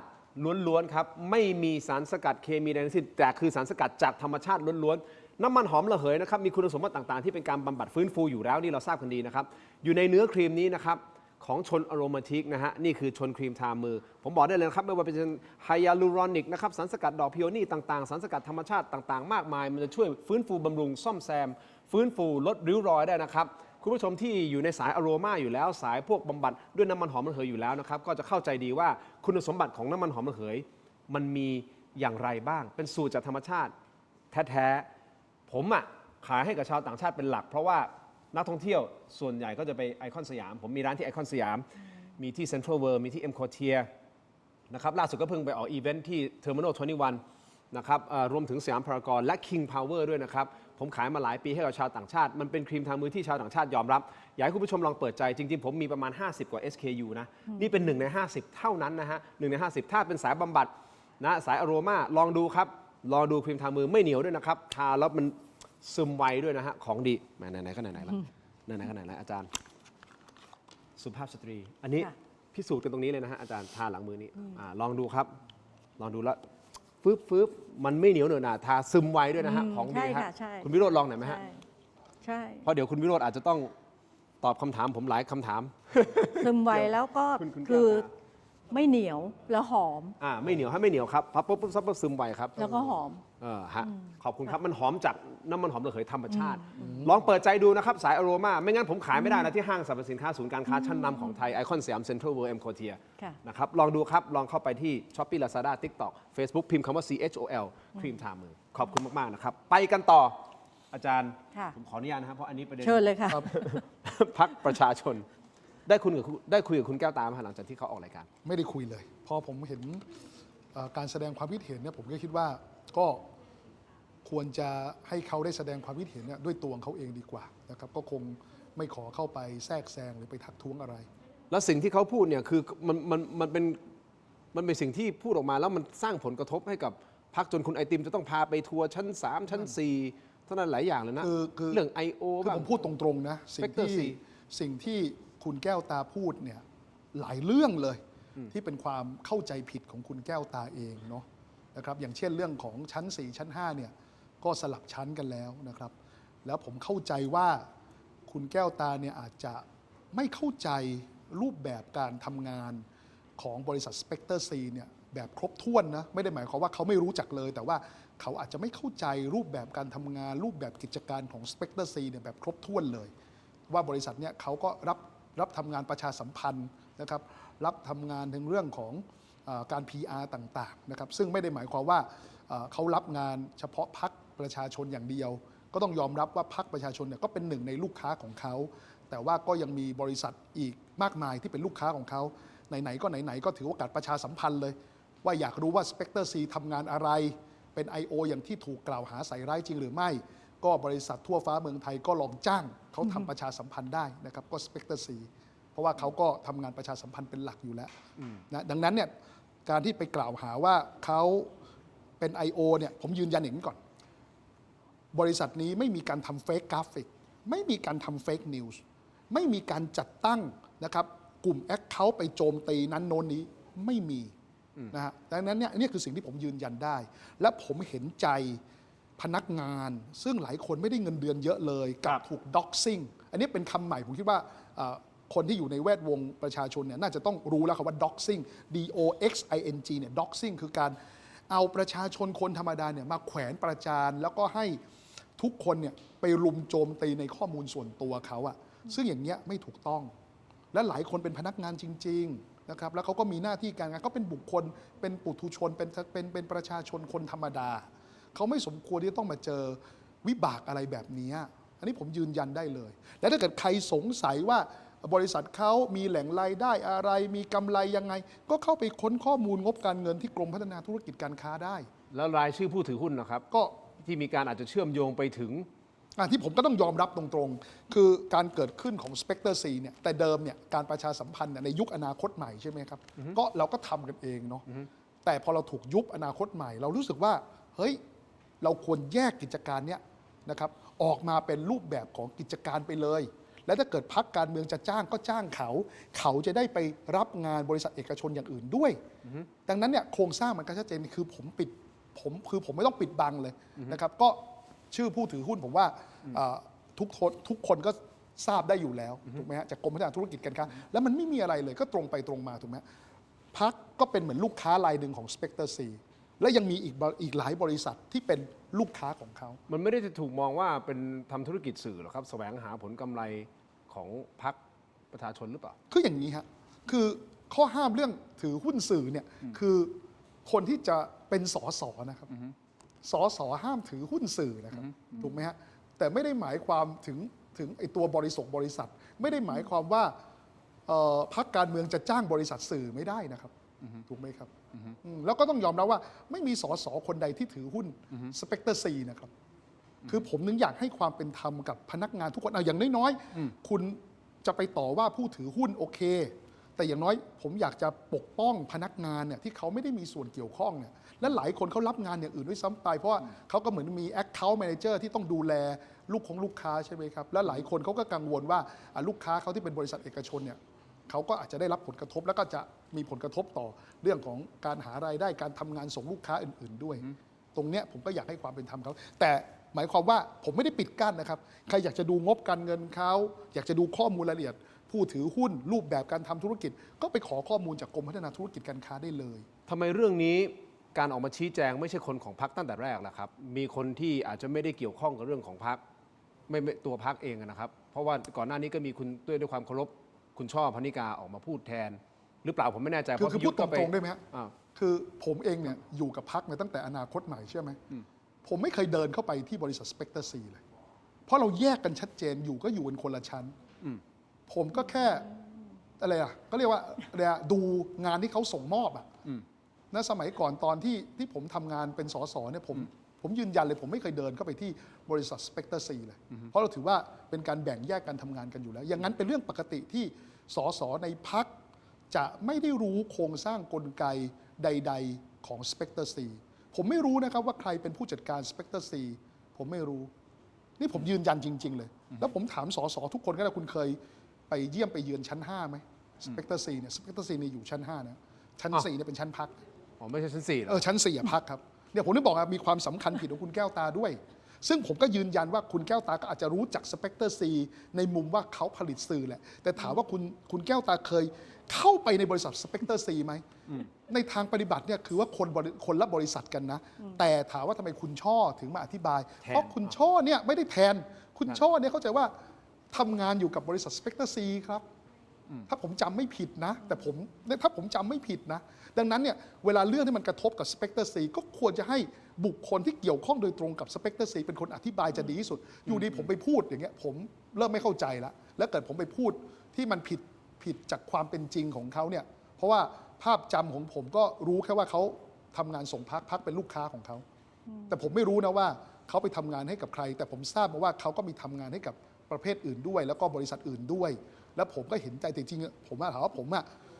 เซ็งเรื่องนี้ตรงที่ว่าผมเห็นใจพนักงานที่เขาไม่ได้เกี่ยวข้องต้องมาถูกด็อกซิ่งถูกประจานนะครับถูกแขวนประจานใน4แยกพูดง่ายๆนะแล้วก็ถูกลมโจมตีกระหน่ำเขาเป็นแค่ปุถุชนเขาไม่ใช่เป็น Public Figure เขาไม่ได้เป็นบุคคลสาธารณะครับไอ้นี่คือสิ่งที่ผมรู้สึกว่าผมไม่สบายใจกับแล้วอะไรคือจุดแตกหักที่ทำให้คุณแก้วตาต้องออกมาทำนี่ผมตอบไม่ได้คุณไม่ทราบเลยเรื่องภายในพรรคท่านรองหัวหน้าพรรคผมเข้าใจว่าก็คงเป็นความผิดหวังที่เกิดขึ้นแหละนะครับผมไม่ได้บอกว่าพรรคไม่ได้มีปัญหาในเรื่องของการบริหารจัดการทุกองค์กรก็มีปัญหาทั้งสิ้นถูกไหมในเรื่องของถูกวิพากษ์วิจารณ์ในเรื่องของกระบวนการคัดเลือกนะครับเรื่องของการบริหารจัดการงานบุคคลคือมันก็มีเป็นเรื่องอย่าเรียกว่าเป็นเรื่องมันก็มีแหละแต่ว่าผลกระทบที่เกิดขึ้นกับแต่ละคนมันอาจจะไม่เท่ากันไงผมว่านั่นก็อาจจะเป็นทริกเกอร์พอยต์ที่ทำให้คุณแก้วตาเนี่ยก็ต้องเปิดเผยความรู้สึกภายในใจซึ่งผมก็ไม่อยากจะไปก้าวล่วงคุณแก้วตาเนาะใช่ไหมฮะแต่สังเกตไหมพรรคเสียหายไหมครั้งนี้จากเหตุการณ์นี้จริงๆนะผมสังเกตว่าผมไม่ได้ออกมาตอบโต้อะไรเลยในเรื่องนี้เพราะผมคิดว่ามันกำลังจะถูกเอาประเด็นเนี้ยไปเบี่ยงเบนประเด็นสำคัญก็คือบัตรเลือกตั้งที่มีบาร์โค้ดที่สาวไปถึงตัวผู้เลือกเนาะงั้นผมก็โฟกัสในเรื่องของบัตรเลือกตั้งอย่างเดียวเนาะแล้วผมว่าเรื่องนี้ผมคิดว่าก็ควรให้